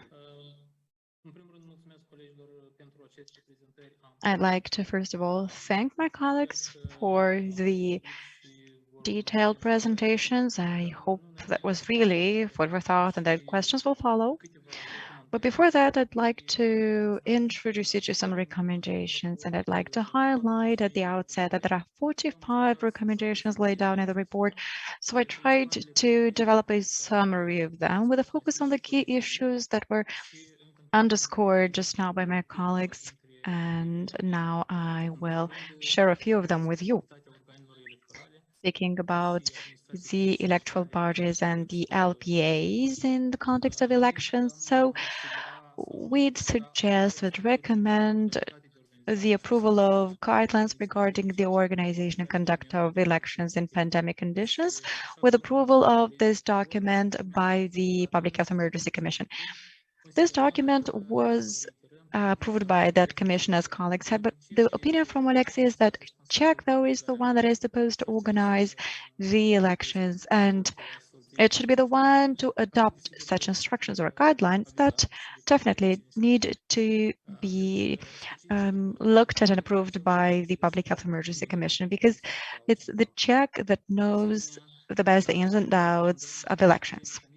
We also recommend setting up mechanisms to check the extent to which the surveyors observe the normative requirements regarding the notification of the electoral body. This is perhaps an issue that was not mentioned by my colleagues, but I know I've noticed previously there are some issues around this matter, and there are such cases and situations that are thoroughly detailed in the report that you can read up on. Another issue is having the LPA actually use and capitalize on its duties attributed in the Electoral Code regarding the delegation of members to the inferior electoral bodies. Mariana Dobrovolsky mentioned that only 16 district councils have actually used this legal tool available to them. On the 16 observed this legal provision. And another recommendation is that electoral body and LPAs should ensure the accessibility of the polling stations or practically buildings or headquarters venues of a public interest, because those venues are actually used for other purposes as well for the population. So this is something that more work needs to be done on as regards polling stations abroad and as regards polling stations for the borders in the Transnistrian region. This requires to provide additional conditions and mechanisms to allow for Moldovan citizens abroad to exercise their right to vote. Now we must have an open discussion, an honest discussion, and we must understand that we won't be able to continue increasing the number of polling stations abroad because there are many citizens, but the possibility is the financial capacity, the logistics capacity is limited though. So some mechanisms need to be set up. We could, for instance, list, or we could go back to increasing the number of election days. And we can think about other alternative voting methods that could be implemented, and they are widely known in the international practice: voting by mail, voting by electronic means. Still around this matter, we need to talk about the need to review the criteria laid down in Article 31, Paragraph 3 of the Electoral Code regarding the setting up of polling stations abroad. And we must make sure that these criteria are explained in a clearer way in the legislation. For now, not all the criteria are clear enough, and this has led to this have left room for interpretation in the last elections. We also recommend conducting public consultations regarding the procedures for establishing polling stations for voters in the Transnistrian region and abroad. As my colleagues previously said, there were many issues around this whole procedure, this process. And speaking about polling stations for the Transnistrian region, there weren't too many discussions regarding it, except for the matters around the polling stations that were proposed in the territories that are partially controlled or not controlled at all by the constitutional authorities. And in this regard, establishing polling stations, I believe, establishing polling stations should be a matter that we need to go back to after elections and think about how we can make improvements to the law and practice in this regard. Now, regarding the nomination and registration of candidates, a number of recommendations. So reviewing altogether the regulation on the development, presentation, and verification of petitions in order or in a way is to ensure transparent procedures that are also compliant with electoral code. My colleague mentioned there are some issues and suspicion about the way in which some contenders were registered on the ballot who've been collecting these petitions, the signature sheets, in other words. So these suspicions should go away. And we must not forget that there continues to be a gap between political parties and the independent candidates in elections who must also collect signatures in order to be registered on the ballot. And we know very well that a political party can be registered while having only 1,000 signatures, while an independent candidate needs much more signatures in order to gain access to ballot. And we all know that there are political parties that practically emerge only on the occasion of elections. And that leads to several question marks. Still about the nomination registration of candidates, we recommend for the Electoral Code or connected legislation to be supplemented with rules that wouldn't allow camouflaging electoral blocks in one single political party. And my colleagues already highlighted this. I will not provide too much detail regarding it. It's also necessary to amend the term of election contender in parliamentary elections so that the candidates to the position of MP be also regarded as election contenders, because there were situations where certain candidates on the party ticket would file appeals or complaints, and they were not able to, and those complaints were not accepted or admitted because they were not established as they were not registered as election contenders. And those situations, though, were nevertheless needed to be looked into and examined by the electoral bodies.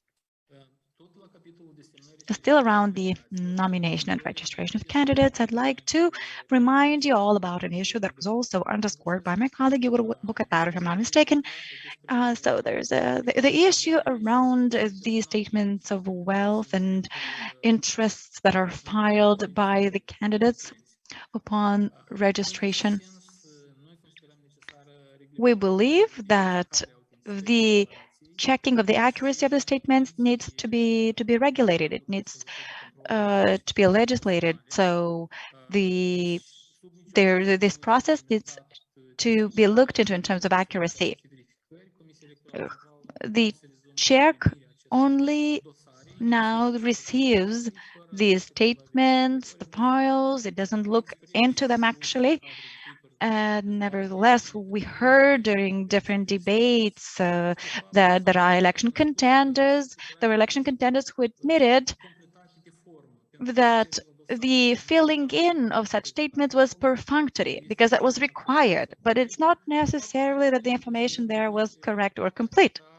And we believe that this affects the transparency of the election campaign, and we believe that it hinders the full information of citizens about details regarding the election contenders. On the same train of thoughts, we recommend including candidates in elections on the list of subjects that must submit the declaration or statement on their wealth and personal interests. So now there isn't such an obligation. And thus, the authority that acts in this area does not have the obligation to check them practically. And we recommend introducing penalties for statements that contain false information and where deliberate mistakes were made. So we believe that we also could look into the possibility, the opportunity to introduce in the law this as grounds for excluding or removing candidates from the ballot if they submit false information deliberately. As regards already registered election contenders and the electoral campaign, well, this is a topic that was tackled by Mariana Foksha and Mr. Boca, that also addressed the use of administrative resources in elections. And our conclusion practically can be that it is required to put down a much more exhaustive definition of what administrative resources are in line with the international standards in this area. At this moment in time, Moldova's definition around it is that these are, well, they're looked at as through the lens of the material nature of such resources. They don't mention image, they don't mention the obliging or forcing someone to do something, someone being coerced, for instance, that is not included in the current definition in Moldova. So all of these details, in fact, to be covered and regulated so as to stop their implementation and practice during the electoral period. And also we can mention the need to extend the period during which the administrative resources can be used, so that not only during the campaign, but beyond it, during the pre-electoral and the electoral period. So once the election date is known, for instance, no administrative resources, so that no administrative resources could be used once the date of elections is known. Article 52, paragraph 8 of the Electoral Code should be reviewed. This is the article that covers the use of the public image of national and international stakeholders during the election campaign. So this transfer of image, this article needs to be reviewed so that the interdictions, the prohibitions are clearer, are explicit, while also keeping in mind the freedom of expression. We noticed in the recent election campaign and in the previous ones, we noticed there were cases where the election contenders, on the one hand, abused to a great extent this possibility, this opportunity. Practically, there was no sanction imposed for this abuse. And on the other hand, such circumstances can actually take the form of use of administrative resources. Still on this topic, we believe it is necessary to supplement the regulation on the coverage of the electoral campaign by adding categories of people that cannot appear in electoral debates. We've had such situations in these elections, and obviously we mean people, for instance, people who are deprived of the right to elect and to be elected. or people who are not allowed to participate in electoral debates as representatives of a particular election candidate, a person, for instance, that is a member of another political party. And well, the list of such situations could continue. There is no justification for such an approach and for such situations that already took place in the past election. So that's why we made this suggestion. Another recommendation has to do with the development of the legal framework around prohibiting the use of religious denominations during the electoral period, and there were at least 7 cases of this nature that were mentioned in the report. This recommendation was first made back in 2016, and it seems that it has still not been solved, not been implemented. This is the recommendation that was actually submitted by the Constitutional Court back in 2016, following presidential elections. Still on this topic, there's the need to supplement the Electoral Code and the related legislation with rules that would regulate and punish the organized voter transportation to polling stations by election contenders or other third parties on election day. Unfortunately, during this electoral campaign, Czech did not manage to pass a decision in this regard. But we do believe that this needs to be tackled in the Electoral Code as well, so that in the future, Czech can not avoid or bypass doing something about it, so that it cannot invoke any issues around taking the required measures to combat these phenomena.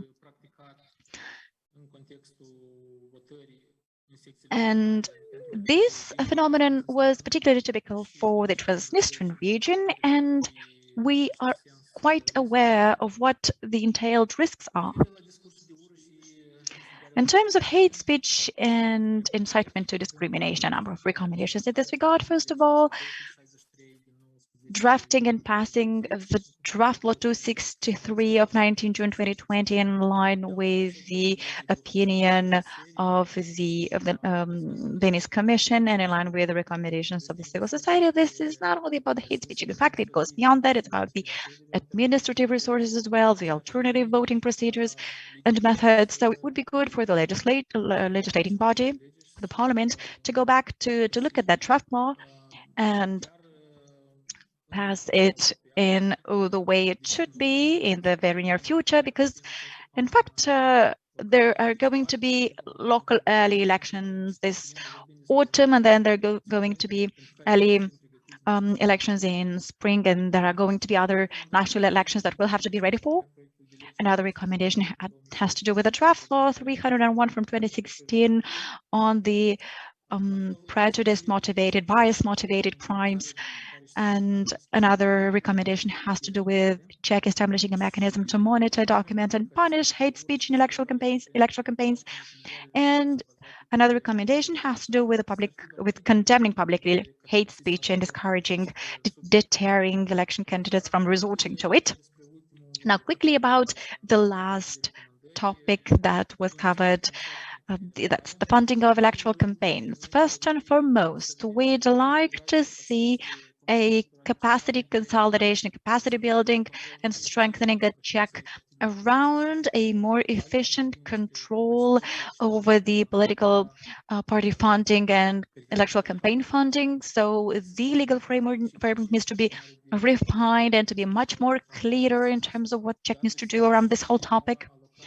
And there should be attention also onto the appropriation of required financial resources and human resources, so that Czech, for example, could set up a body, a unit, a department, for instance, that would be particularly dedicated to dealing with this segment of activities. So there could be auditors, accountants, specialists in the electoral area working in this body, and they would particularly be dedicated to monitoring the funding segment, the funding of electoral campaigns and of political parties.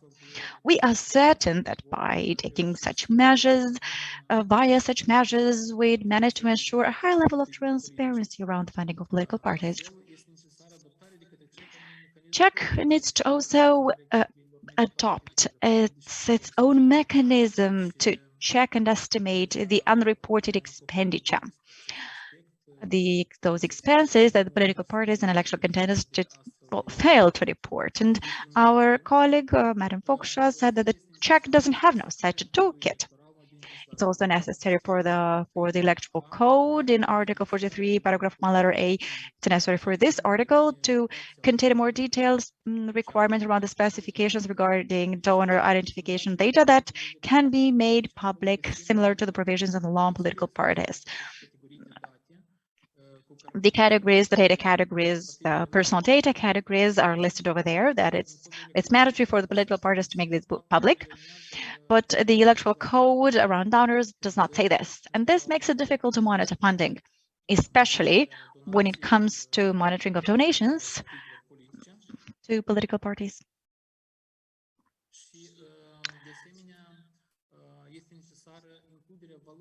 It is also necessary to include the value of in-kind donations and technical details about this in the second compartment, in the second chapter of the report, the turnover of funds, that is, so that they are taken into account both in terms of revenues and expenditure. We know that there are certain ceilings established by the Czech for the election contenders in an electoral campaign, and we saw that certain contenders in these elections, of course, nobody exceeded the ceiling, but there were certain contenders who were funded to a great extent. So they paid for their expenditure from donations. So they cover their expenditure with donations. But this should be accounted for in the books properly. We also recommend regulating the way in which regulating how investigation is conducted into cases in which electoral campaigns are funded in violation of Article 41 of the Electoral Code, and regulating the settlement of such cases, and also following the guidelines of Venus around this topic. Ultimately, I'd like to share with you a few recommendations regarding the appeals settlement. First and foremost, there should be an explicit provision in the Electoral Code. There should be a clear detailing in the Electoral Code of the way in which appeals and notifications are to be tackled until, well, that is before elections, on election day, and after elections, and depending on the type of elections, and all notifications of appeals and complaints regardless of what they're called and that are filed during the electoral period, that the recommendation is to treat them as electoral appeals, as electoral complaints, if they invoke or list certain violations of the electoral process. And we should also identify appropriate solutions for adjustments to the rules of the Electoral Code and Administrative Code, so that electoral litigation is efficiently settled. At this moment in time, there are several inconsistencies that my colleagues previously mentioned. So in a nutshell, these are the recommendations that I wanted to particularly bring to your attention. My colleagues are free to add more to the table if I happened to miss something important. But I think this is already a good basis for further discussions regarding these recommendations and regarding findings that were previously listed by my colleagues. Over to you, Elena. Thank you. So practically, Nikolai, you already announced the beginning of the second session. However, before we jump into Q&As, I'd like to mention that all the findings, all recommendations can actually already be found in the final report of the Promo-LEX observation mission. That report is already up on the website, or the Promo-LEX website. I'd like to ask the organizers to put down the link in the chat for everyone to be able to access it. I can also already suppose that some of the recommendations that you mentioned could actually be not completely accepted, especially those, for instance, about the declarations, the statements of wealth and personal interests. So there might be some lack of agreement regarding them, but we will look into it during the Q&A session. All those who were concerned in these presentations of findings, all those who have to do with recommendations, will be invited to take the floor. The only thing I would like to ask you is to be brief so that all those who would like to contribute to these discussions to be able to do it, especially since, as far as I know, as far as I see, we are quite far behind the agenda. So I hope that if the discussions are quick and brief, though I hope the conference can be a little bit longer. I know that there might be some technical issues though, but I hope that it can be extended nevertheless. I agree with you. We're actually would be ready to give up the ending remarks, but I think at least half an hour we should dedicate to discussions, and we can extend the meeting dependent on the interest of the participants and an organizational matter. Those who'd like to take the floor, please pay attention to the reactions button on the menu bar at the bottom of the screen.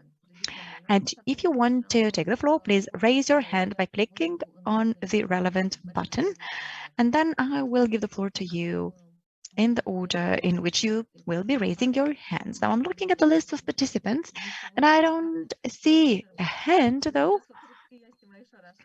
Mr. Sherban, I think you decided it's easier just to do it like this, so over to you. Greetings, everyone.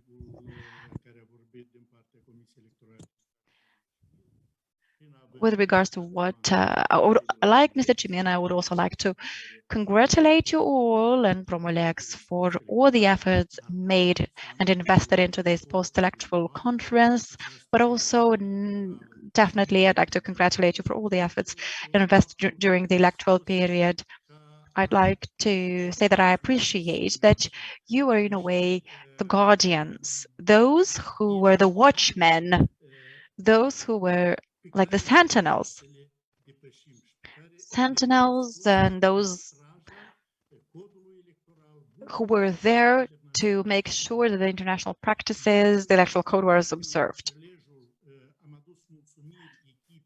On every occasion that I had, I thanked the entire Promo-LEX team for their input into the organization of the electoral process, and I necessarily must say it now, say how grateful I am. Without your contribution, without your support, I think that without it, the electoral process would have looked totally different. But thanks to you, I think we managed to overall come close to the big, large countries where the elections happen in line with democratic rules and principles. I would like to especially thank Mr. Postik, Mr. Panfil, Bogatar, Madam Prokhninsky, and all the others who've worked together, who I've worked together with over the last 5 years. Thank you for your suggestions. Thank you for your kind attitude, for your openness, and for your willingness to work together with the Czech and with me. Thank you for this. And I wish you good luck, and I wish good luck to the new membership of the Czech. I think one of these days the new membership will be approved by the parliament.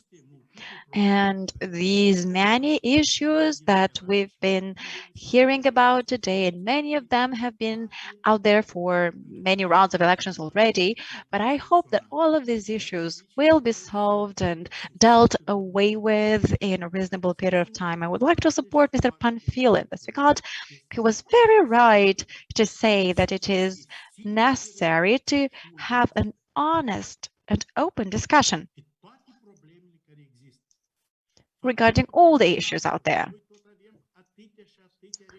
The fact that now we have so many recommendations still, so many observations, that is perhaps, though, that's But the Czech probably also has a little bit of guilt in that, and the territorial bodies are also somewhat at fault in this regard. But we have to be clear to admit that the current legislative framework is the one causing these issues. And I hope that the new parliament, that the parliamentary majority that is now there, hopefully they will be able to step over this, to overcome this issue. Because when there's the end of some election campaign, we say, for instance, we'll do this, we'll do that, we'll improve the framework, we'll refine things. But unfortunately, nothing is really being done. And I've said this more than once, including when I was speaking at the Constitutional Court, but unfortunately, the things we desire did not happen. As Mr. Pankil said, we have to have open and honest discussions in a number of areas. The members of the permanent committees of the Czech, they should always work with the committee, with a standing committee of parliament in this area. However, there were some issues that were not overcome. So it's an opportunity. There was an great opportunity to establish permanent members in the Czech who would start doing the good work that the society is looking forward to. The issues around elections, the issues around our diaspora voters and from Transnistria, voters from Transnistria, the issues around it are out there. And I agree with Mr. Panfil that there's this article that has so many details in it. I mean, we say that there are 3 criteria, and the parliament says that they are so good and so perfect, and all you should do is apply them. Actually, practice shows that things aren't that good and fine and beautiful as they are claimed to be. How long will we continue to increase the number of polling stations abroad? Do our citizens from Transnistria have the right to vote or not?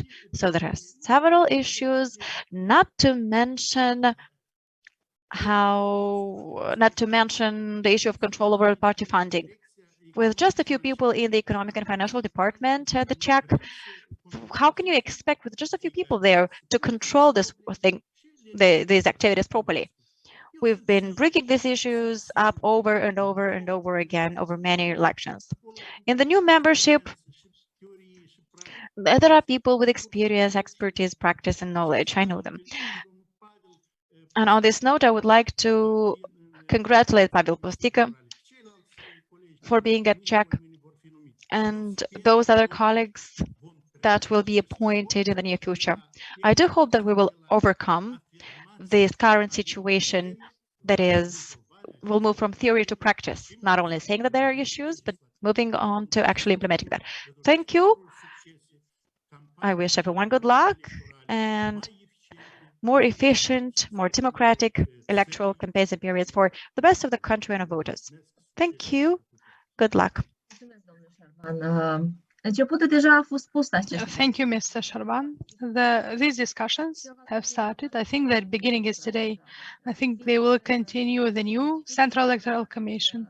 Please be sure that civil society, which is still here, won't let the new membership of the committee to commission not to do anything, and will keep promoting the idea of improving the legal framework. So I should be calm, shouldn't I? Well, I hope you will be part of those discussions in the future as well, because I hope they will be inclusive, involving all experts and stakeholders in this area. Now I'd like to give the floor to Madam Donna Bordiano, Director of Center for Continuous Electoral Training. Thank you, Ms. Prochnitsky, and sorry for the background sounds. It seems that there are some works in the yard. I will try not to repeat what Mr. Sharban said. Obviously, the effort of Promo-LEX is very important for the state institutions and for the society per general. For us, as a specialist, as a body that is specialized in providing electoral training and in training the electoral officers, the conclusions that you have provided are very precious. We analyze every time carefully the monitoring reports, both the ones developed by the national institutions and by the international institutions, and we get ideas and topics that need to be addressed in more detail in our training sessions with beneficiaries. And I already took note of some things that we should pay greater attention to when we communicate with the local public authorities during the trainings and with the electoral officers.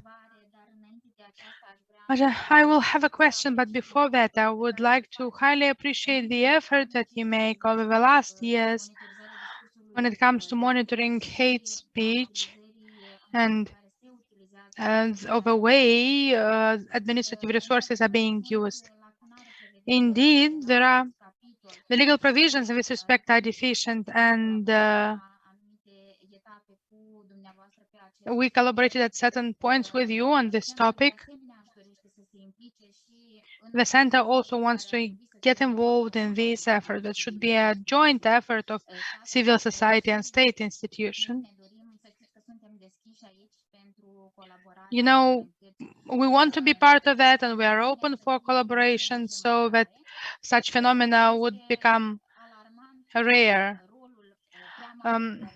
It is alarming how big the role of media is in spreading hate speech, and I think the institutions that have responsibilities and competences in the media sector, they have to take measures. And my question, I will be brief. You mentioned as one of the issues in the activity of lower electoral bodies, the involvement of PEB members in electioneering, but you didn't give any numbers to support, or you didn't provide any examples. And you know, this is a very severe accusation. And according to the Electoral Code, involvement of electoral officer in electioneering can lead to revoking, or is a reason for revoking them from the membership of the electoral body. So my question is whether did you follow the continuation of that issue?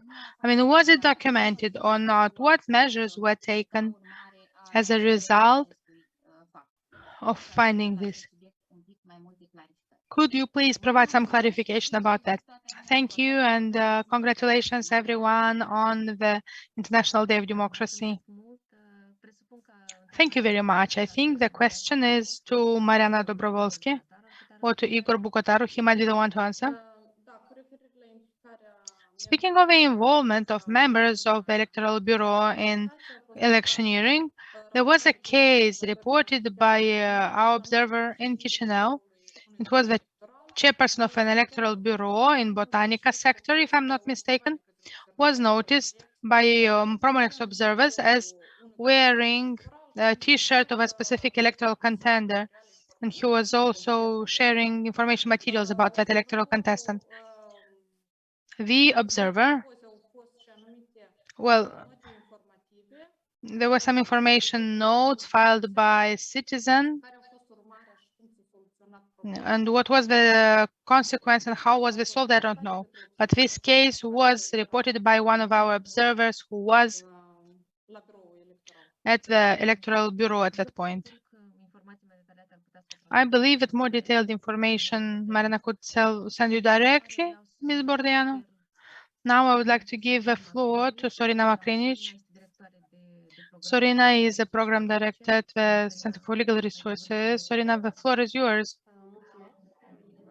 Thank you. Oh, well, it sounds better now. In today's session, I've heard about several situations and deficiencies that need to be solved, including the amendment of the legal framework or certain deficiencies of the legal framework. You also talked about the draft law number 263, which should have been adopted at least 1 year ago before the presidential election, so that it would have solved certain situations.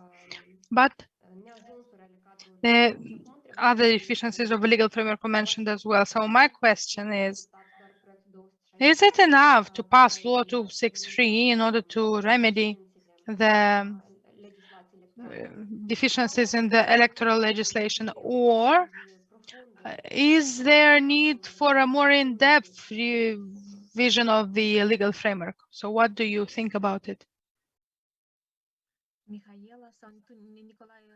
Mihaela or Nicolae?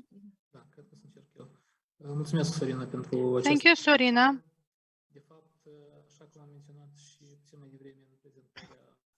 Actually, as mentioned previously, when I presented the recommendations, I made reference to draft law 263, and I said expressly that it would be good for this draft law to be passed as soon as possible because it has been examined in the first reading, and there were some principles that the MPs of a previous legislature couldn't overcome, and I think that now there is possibility to pass this draft law quickly so that we could benefit in the next local early elections, so that we could benefit of some provisions there. And that relates to both administrative resources, hate speech, some aspects that are equally important in local elections, local early elections, especially that this autumn we're going to have early elections in Belz, which is the second biggest city of the country, and we expect a healthy competition, but probably quite hot competition. So it would be good to have those provisions already in force. All these provisions, of course, it can be mentioned that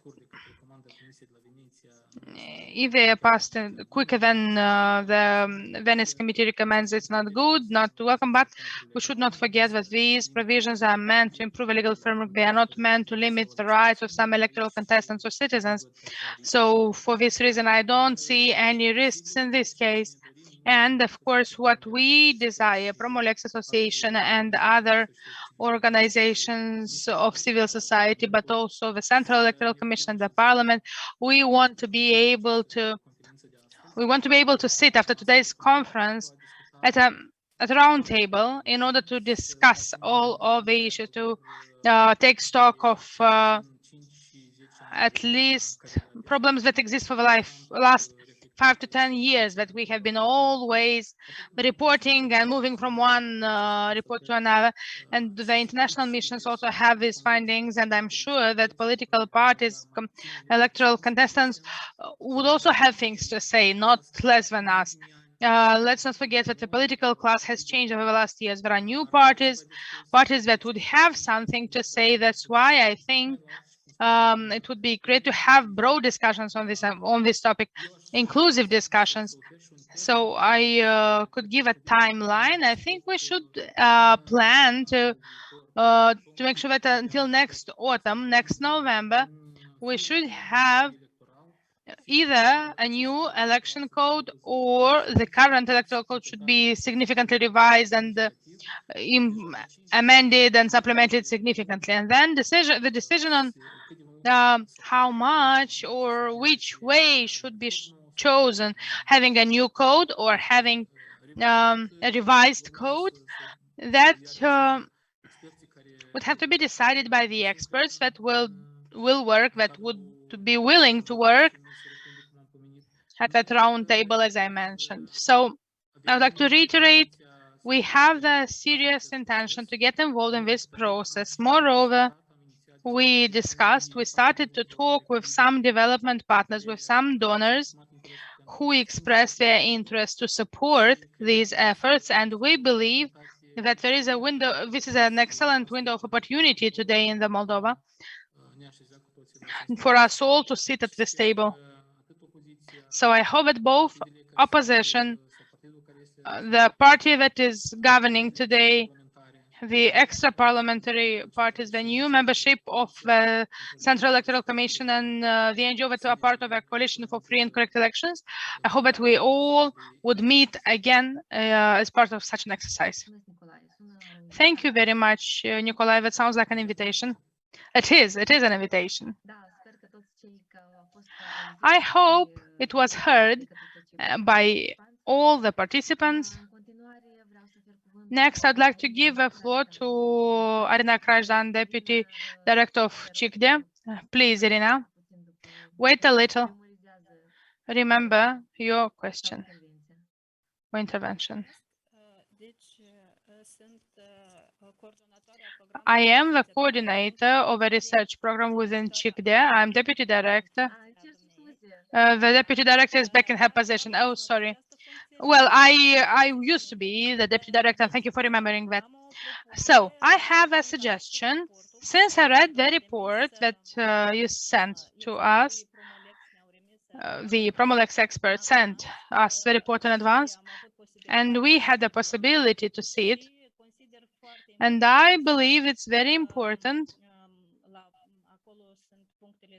because there are points 35 and 36, I think, and it was mentioned by one of the experts about the inaccessibility of polling stations. And I believe it is important that where recommendations are made to local public authorities, we should go together. The Central Electoral Commission with its instructions, and the civil society with our suggestions in order to ensure that it is exactly in line with the requirements of electoral code and existing commission's guidelines to guarantee the accessibility of the premises of a polling station. I think that it would be good to supplement the report in this respect and to put pressure in order to make sure that the legislation in force on accessibility of polling stations would be followed, and general accessibility of public institutions premises, especially for people with disabilities. Thank you, Ms. Krajdan. I would like to give a floor to a representative of Promo-LEX Association. Do you have a reaction, a response to the suggestions that Ms. Krajdan made? Both this suggestion and all others that were expressed by us or will be expressed by the Central Electoral Commission, we are ready to discuss them to see how we can contribute. Of course, within the Coalition for Free and Correct Elections, there are specialized organizations for this topic, so we could involve them. And I suggest that we involve those organizations so that the effort would be much broader and more valuable from this point of view, because they know very well the standards that need to be fulfilled. Because we can talk about a ramp, for instance, access ramp to the building, but if we build ramps that are not accessible, it's just wasting state money. That's why we need also to have beneficiaries involved in these exercises so that the result would be sustainable. Thank you for invitation. And now, Irina, it's your time now for your intervention or question. Thank you very much. It's not a question. It's an answer, actually, additional answer to Sorina's question. Because it was about what can we do besides this draft law 263. When we talk about hate speech, either during election period or outside election periods, besides draft law 263, we have draft law 301 on offenses motivated by prejudice, and it comes with some amendments to the criminal code and to the electoral code. And when we talk about hate speech, we have a suggestion of a new provisions in the contravention code. It is also important to take into account the need, or at least the draft law that is being developed for some time to amend law 191 and 198 for ensuring equality, because inevitably when we talk about hate speech, the Council for Equality is one of the institutions that currently analyze these cases, and also incitement to discrimination, because this is what the legal framework allows. And last but not least, it is possible to stop and analyze. Maybe it is needed to adjust the broadcasting code because online media are not regulated by any law or institution at national level. Thank you. I think that next is Mr. Uritu. He requested time for an intervention. Mr. Uritu, please have a very brief intervention so that we can allow us. Did you tell that to everyone, or only to me? No, I told that to everyone at the beginning. I just want to remind you because it's already 12 and that's the time for the event to come to an end. I will try to be brief. First of all, I would like to say that very important and serious questions are being discussed. But as the speakers before, Mr. Panfil, Mr. Sharban mentioned, from one year to another, from one election to another, they are repeated over and over. And my opinion is that it happens because on one hand, civil society has interest to reveal as much as possible any violations and report them, including reporting to the donors, to the civil society. On the other hand, because they persist, and it means that someone doesn't want to change. And listening to all of the speeches today, I think that if we were to request for the Central Electoral Commission to follow the commitments that they took back in 2014, and there are two standards, ISO 9001 and 27001, that oblige, that speak of quality and security of information. And these standards mean that when a violation is found, a deficiency, deviation from the rule, a committee should be established within the Central Electoral Commission, and the one who discovers this violation comes with a suggestion, with a recommendation on what has to be done for it not to be repeated again. And subsequently, the Central Electoral Commission analyzes and develops the respective questions, and that's a way to stop this from happening in this and following elections. In this way, I think that 80–90% of the deviations or violations that we report from a year to another would be solved very quickly. It is necessary, well, it's necessary to have a will of a Central Electoral Commission, because we can't ask Promo-LEX or any other NGO to do that thing for us. They are doing what they can, and we need to thank them for what they do. Some are happy, some are not so happy with that. But another topic that was discussed was involvement in electioneering of present electoral bureau members. And I can tell you that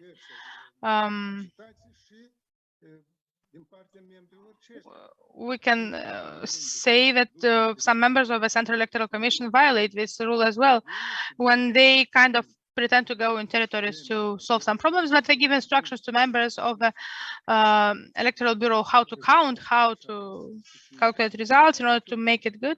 That's also sort of electioneering. It can be perceived as a control coming from members of the Central Electoral Commission, but I know from my own experience, I've seen repeatedly when my colleagues, members of the Central Electoral Commission, actually were telling others how to fraud the elections in favor of one or another candidate. We should not talk about that. They exist. We just need to find ways to solve these problems. Of course, there are many other problems that I could raise, but Mr. Panfil said that we need to meet afterwards at a round table. I believe this has to be honest. It has to be a meeting that would result in some concrete things. What you suggest as solutions, analyze them. We accept this, we don't accept that. And then the Central Electoral Commission should work, and also representatives of NGOs who commit to that, including the party for will of the people is ready to make some analysis of our election code, and we could come up with some suggestions, but we need to see interest. For instance, I would like to check the voters' roles in Gagauzia. Why, when elections happen in Gagauzia, the number of voters is by 10,000 inhabitants shorter than when we have it in the Republic of Moldova, in the rest of the country at national level. What's the reason? And the Central Electoral Commission goes to court and they try to hamper us for us not to have free access to that. And when I see that someone tries to obstruct my access to information, I think that there is an interest. Maybe they don't have it, but since they don't let me see information and look for various reasons not to do so, the only explanation I might have is that they have certain interests to keep this situation as it is.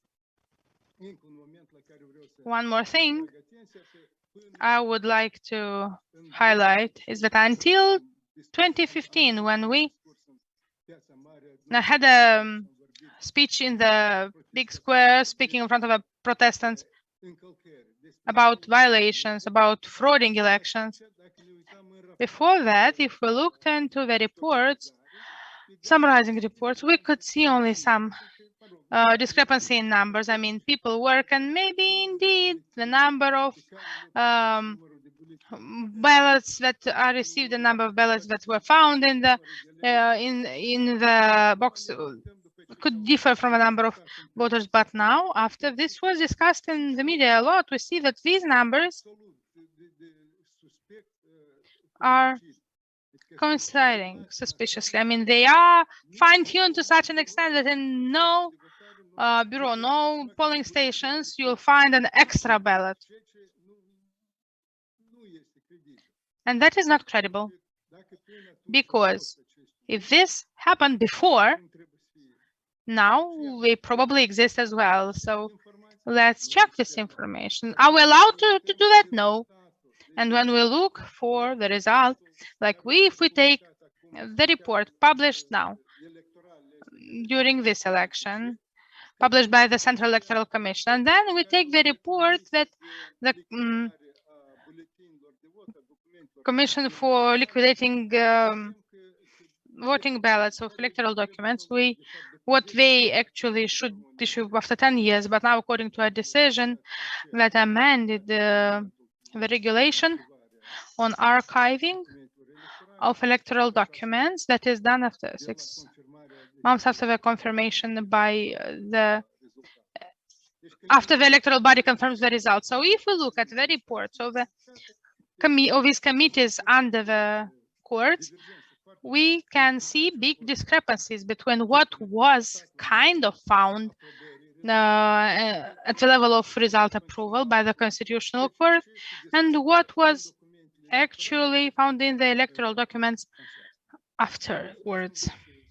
Thank you. I don't want to take too much of the time.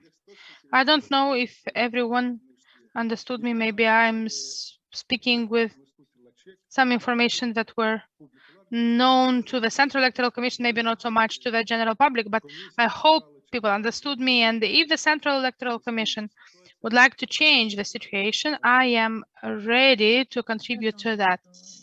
Thank you, Mr. Uritu. Well, that sounded like some quite severe accusations, like the information presented by Constitutional Court and the one in the report is different. I hope that someone on behalf of the Central Electoral Commission can intervene. Also, thank you for quite a valuable recommendation. I hope that the new membership of the Commission will take into account the recommendation about the ISO and certificates. I don't see any hand raised. Is there anyone to intervene to give an answer, a reaction?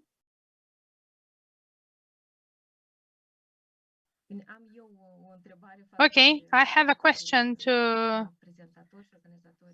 the presenters and organizers of today's event about the findings that were presented today, and also recommendations related to the statements of personal wealth and personal interests, and the recommendation to expand the list of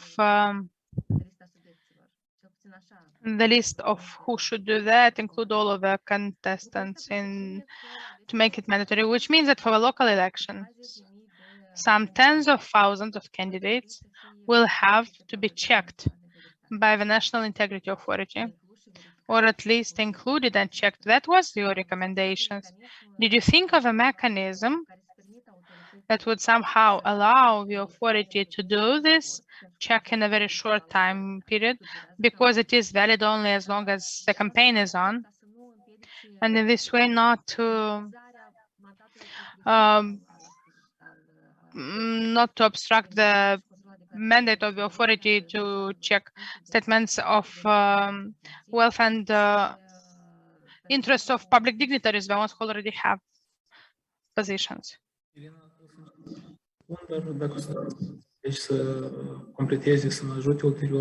So I would like to start, and if my colleagues want to supplement it later on, I would like to start by the fact that we noticed a problem. First of all, this was seen for the first time, but in 2019, we had some similar statements that were like coming in a flow, not checked by the integrity authority, and that wasn't a healthy practice. It's just a formality to have this extra paper on file. But I'd like to reiterate that we had several electoral contenders who declared during debates that they did not think it was necessary to fill out that statement, or they just did it for just to tick it, or just wrote everything 0 and just filed because it is required. We think that in this way, transparency of the election campaign is affected. The right of citizens to get informed about the contestants and to have an informed opinion before they go to vote. So these wealth and interest statements should not be formal. They should be there should be liability for what is written and declared there. And of course, in some situations, there can be errors and some omissions, and there should be possibilities to correct those errors. But in the end, information should exist, should be debated, known to the public, and citizens should vote in good faith. So, speaking of a mechanism, whether we thought of a mechanism, so of course we had some discussions and we have some ideas with the colleagues at the association. We could discuss them at that round table if it will be decided to work on this subject as well. But preliminarily, I could say that a solution would be that first of all, at the level of Central Electoral Commission, we should not flood the specialized authority with all of these statements, but there should be a filter at the level of Central Electoral Commission to check in advance, or maybe at the stage of registration, or maybe during the election campaign, to be able to check these statements, or when receiving notifications from other electoral contestants, when some appeals or notifications are found, so that the information would be checked, or to make it mandatory for all electoral contestants. And of course, thank you for this observation that when formulating this recommendation, I thought of parliamentary elections, and but at local level, it would be difficult to ensure the implementation of, well, much more difficult to implement this recommendation at local level. And since the Central Electoral Commission, Mariana Foksha mentioned also about the good practice that we think is really suitable, when the Central Electoral Commission was checking certain donors, did they have or not the necessary money resources to make their respective donations? And there were cases when they did not have those resources. According to the similar model, we could have a preliminary checking of at the Central Electoral Commission, and if there are still some doubts, or if the candidate who filed the statement does not correct the information, then this could be followed by a more detailed examination of that statement and of all the information by a specialist authority with the obligation provided for so that it would come within the established timeline, come with a response so that the Central Electoral Commission could take measures as a result that they decide, I mean, whether the statement, the regime was violated or not. And you see, we went down to the moment where we suggest to discuss, at least publicly, or including the topic of the opportunity, possibility to discuss the withdrawal of a candidate or contender for this reason, because I will continue with what I began. I think it's a bad situation when electoral contestants deliberately lie to the voters during the campaign. Then what can we expect from them when they get into a position? So here I hope we'll have more discussions about this topic during the roundtable. I do not say that this problem is really not there. I know that because I also witnessed all the statements that were made during the debates where the contenders were saying that the filling in was absolutely perfunctory, but we can start maybe with something that is easier, the interoperability of databases with the National Integrity Authority and amending the way in which the statements in which the declarations are to be filed not on paper but online, so that those who fill them in have the obligation, be forced to fill in all the fields in that declaration. Obviously, there's room for more debate, and I'm very sorry that the National Integrity Authority representative is not here anymore in this meeting. That is correct, but it's also important for the ANI law to also say that the election contenders can be looked into, that they are detailed as subjects. The new law is to be passed by the end of September, or the amended one. That's perhaps that signal that we should make things go faster a little bit. As far as this matter is concerned, Mr. Urutu wanted to take the floor. To make a brief remark only, I went to Norway for election monitoring, and they were surprised about us. They say, you have such a practice that you have traffic lights for people not to cross the street, and then you put over there police officers who must look at who is not observing the traffic lights, not following the rules, and for the police officer not to be corrupt. You attach a security and intelligence officer, you attach an officer to that, and so on and so forth, all to achieve some sort of integrity. We actually don't even need any, so to speak. If there were enough tools for the civil society to work with. The civil society, and when I say the civil society, I mean the civil society altogether, as in every citizen, every representative of non-governmental organization. The law says that they must report, say, for instance, the wealth, the interests that they have, and anyone has the right to examine, to identify that there is this violation and to go to court and be certain that they would win the case where they would see there was a violation in this regard. However, there are certain institutions that only uphold as proper those who are in power, and the opposition parties can fight all they want, can present all the facts they want, like they do it now in the parliament. There's someone coming with a very good suggestion from the opposition, and the others only say that there aren't enough votes. And that's how things used to happen at Czech when I used to be there. I'd have some, for instance, concrete facts to highlight. We'd discuss them.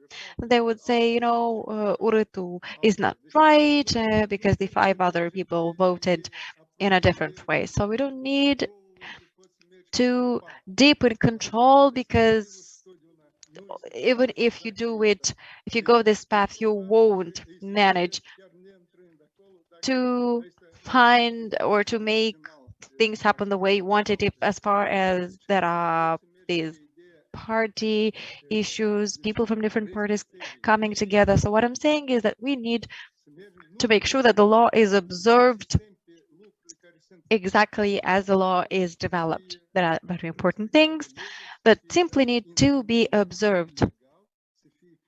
And the legal tool, so to speak, needs to be functional. We have a law. The law is good, is much better, even I could say it's much more detailed than it is in many countries that we are somewhat envious of and of the way how they live. However, these laws are violated precisely by those who are supposed to check whether they are observed, and I mean the prosecutor's office and the court. So let's think about this. How can we go back to normalcy in terms of observance of the law and ensuring that the civil society and every citizen has the required tools to take the measures they feel they should? Another topic at the round table announced by Nikolai Panfil. So I don't see anybody else wanting to take the floor, so I'd like to give the floor to Nikolai for some closing remarks.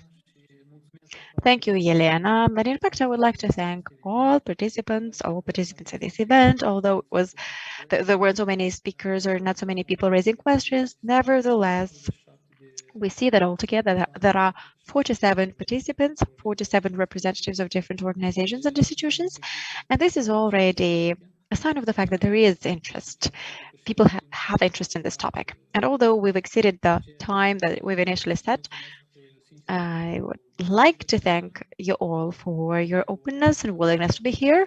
Thank you for having watched our activity during the electoral campaign, and thank you for reading the previous reports that we developed.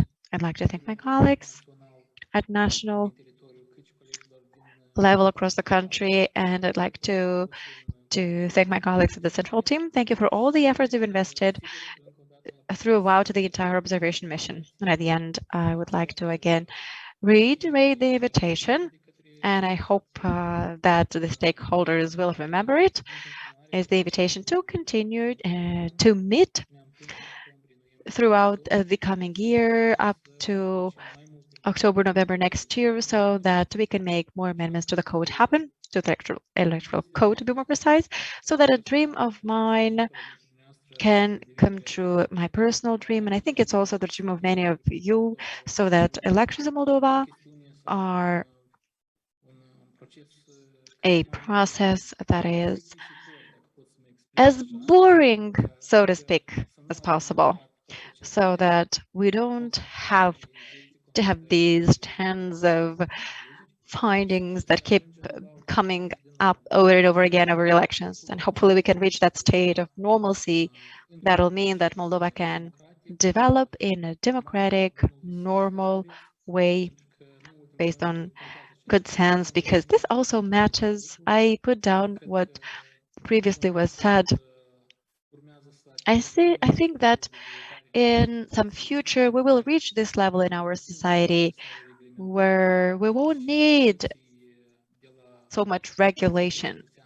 And when everybody, simple citizens and all the way to MPs, election contenders, and so on and so forth, all they would observe the law because they want to, not because they are forced to by the electoral code or some institution or something else. So this is what we should all strive for, I believe, and starting today, I hope we can have even broader and more thorough discussions about the way towards achieving this long-term objective. Thank you all, and I'd like to wish you all good luck with the work that you do in your organizations, and I'd like to thank you, Elena, as well for the support provided with this event. And thank you for the work that you do at the coalition. Thank you for the efforts that you make in disseminating this information to other stakeholders as well. I would also like to thank the interpreters who were there with us all the while and who did their best to get these messages across to our development partners, donors, and other stakeholders who required interpretation. Thank you and have a good day, y'all. Goodbye, stay safe. I will just remind you that the report can already be downloaded from the Promo-LEX website, and today's presentations will be sent out to all those who confirmed their participation in this event. So don't forget to check your inbox. Stay safe and goodbye. Mulțumim, o zi bună! O zi bună! La revedere! La revedere, zi bună! V-am ascultat. Mulțumim, la revedere și o zi bună! La revedere tuturor! La revedere, o zi bună tuturor!